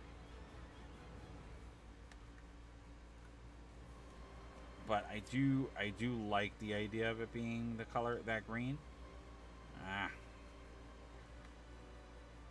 because again, it also plays into the Hydra aspect.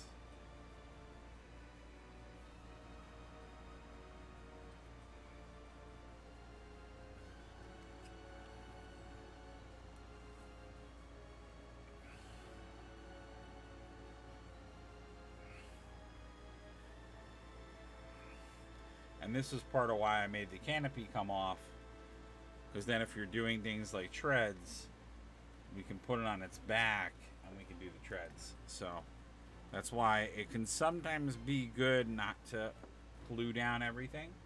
Oh yeah, because the things are on the other side. Because the other part to it also is that, well, obviously in this case, I want to also like do something where I'm going to make it turn like a little bit more interactive. Um, and this is another great example of like some people maybe out there saying, why is he painting all of that? Like, there's potential that no one will see that. And you guys are not wrong, but I always say the same thing, which is,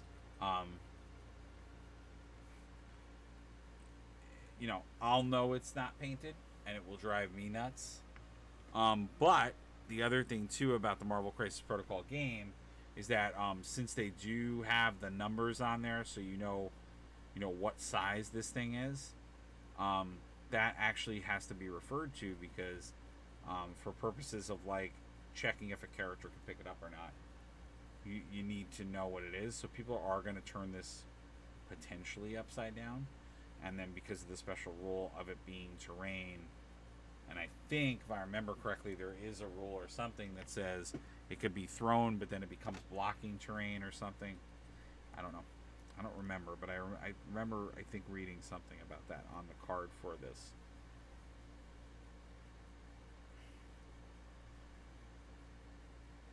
Oh man, my goal is to try to make it to two. So we were on for 2.5 hours. I don't know if I could push the envelope more than that for tonight because I'm already starting to feel, like I said, drowsy. That's why I kind of went for a more like larger area to paint. So I'm doing something that doesn't require precision because I might be a little on the tired side.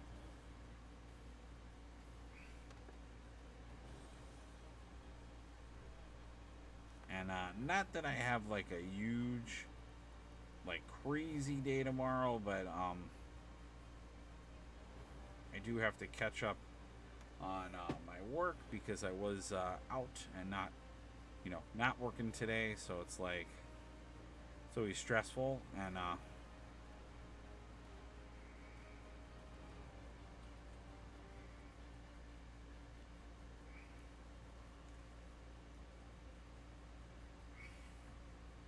it's always stressful when you gotta come into the week, and um, I wasn't able to have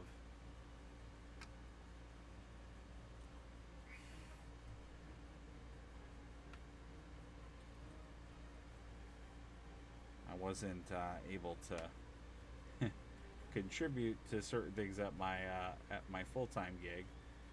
So that always makes me more stressed out when I got to go back there.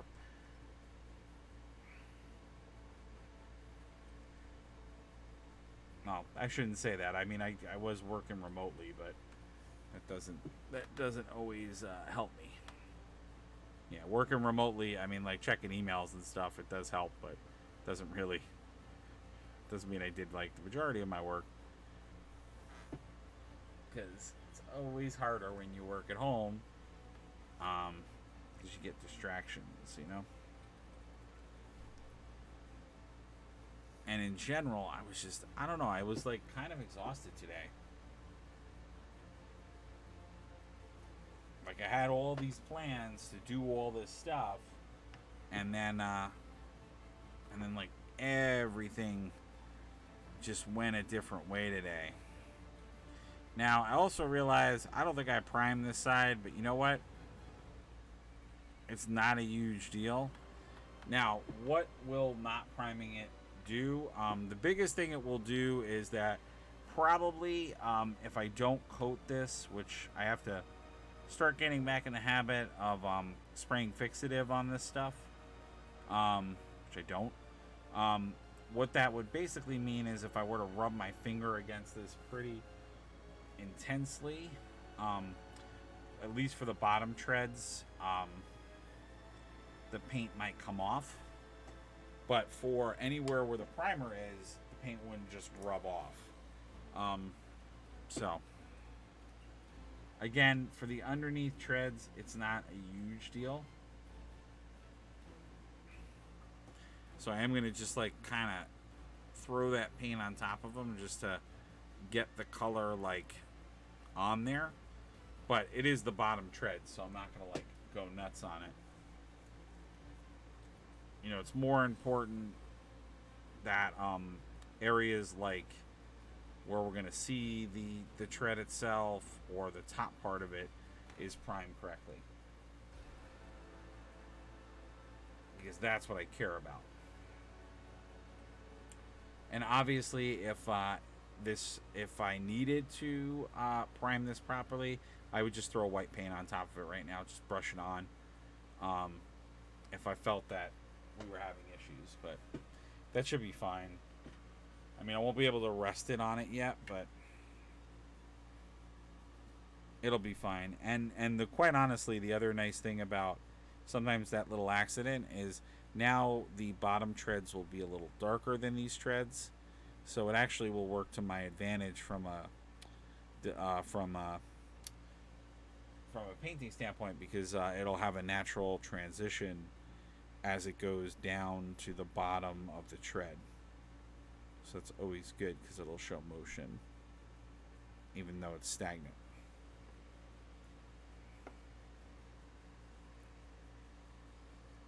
Just trying to get the rest of this all painted. And then I'm going to go in there and get those gears too, but that's going to be later. I want to just get this settled. It's also so we can take a look at it with the treads painted. So we can kind of see a last little hit of this.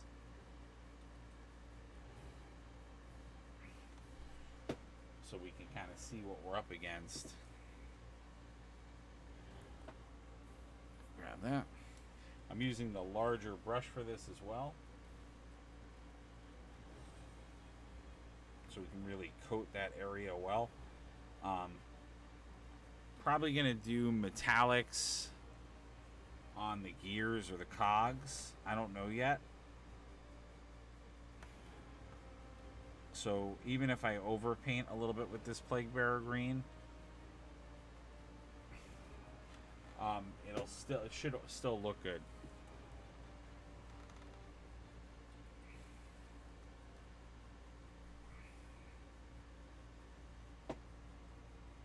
Oh man, I'm so tired. I can tell.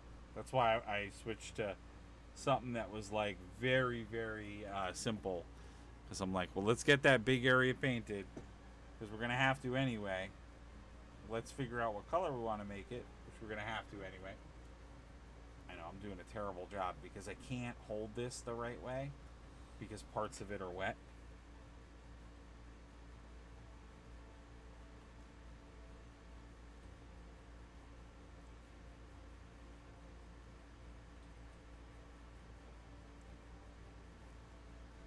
Man, oh man. I'm so tired.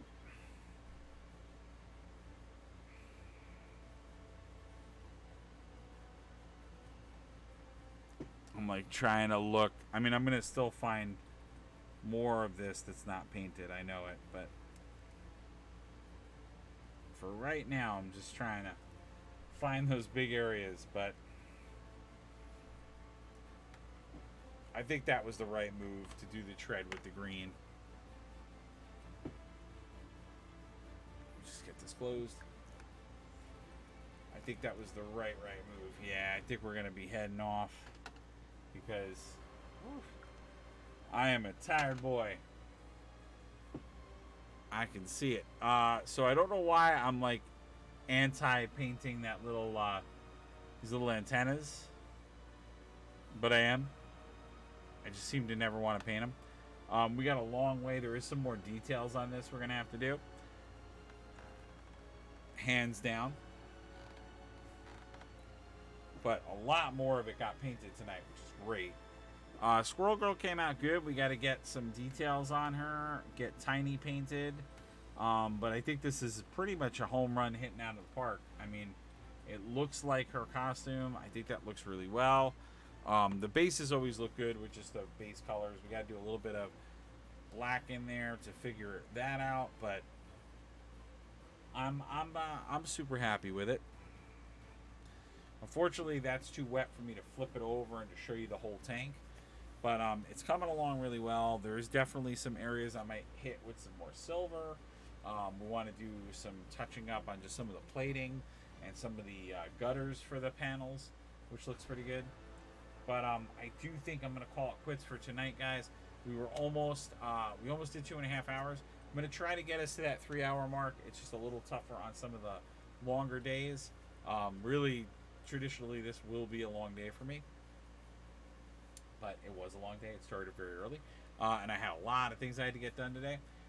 So what I will say is that we're going to be back with a vengeance with AOS fantasy stuff tomorrow. I'm looking forward to that. I think we're going to paint some Mantic Games Kings of War stuff. We're going to do... I may or may not paint more of the Giants. I want to finish them, but I know we've painted them a lot, so I'm going to maybe interject some other cool stuff into it. Because I have some other fantasy models that I can start painting.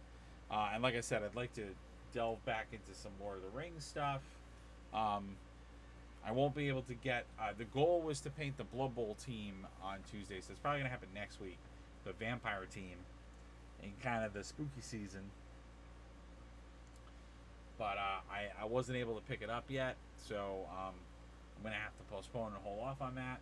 But other than that, thank you guys for watching. As always, please consider following the channel and signing up for notifications so you know when we're live. If you're watching this after the fact as a VOD, please consider following the channel and signing up for notifications. If you made it all the way to the end of this, thank you. Hope you guys enjoyed what we painted tonight. I'm having super fun with it, and I cannot wait for a lot of the newer Marvel models to hit. And I also want to get back to painting things like Grievous and the Shatterpoint stuff. So if you are Star Wars fans, we're going to do some of that probably on Mondays as well. And again, Tuesdays is fantasy. Wednesday is our like custom show where I'm going to try to do some more custom projects or fun stuff. Thursdays is our 40K, and then we are starting to do, my hope is to get our art show, art stream on Fridays up and running. I've been foiled every Friday I've tried to do it. And then, over the weekend, just kind of revisiting or taking a look at different projects we're working on. And also just other cool stuff that I want to review and unbox and take a look at. So we definitely want to do more of that as well. Thank you guys again. I will see you at the next video. Hopefully you'll come and join us tomorrow on Tuesday. But I'm gonna head off, get some rest, and as always, keep it classy, keep it gaming, and keep it fun. All right, I'll see you guys very soon.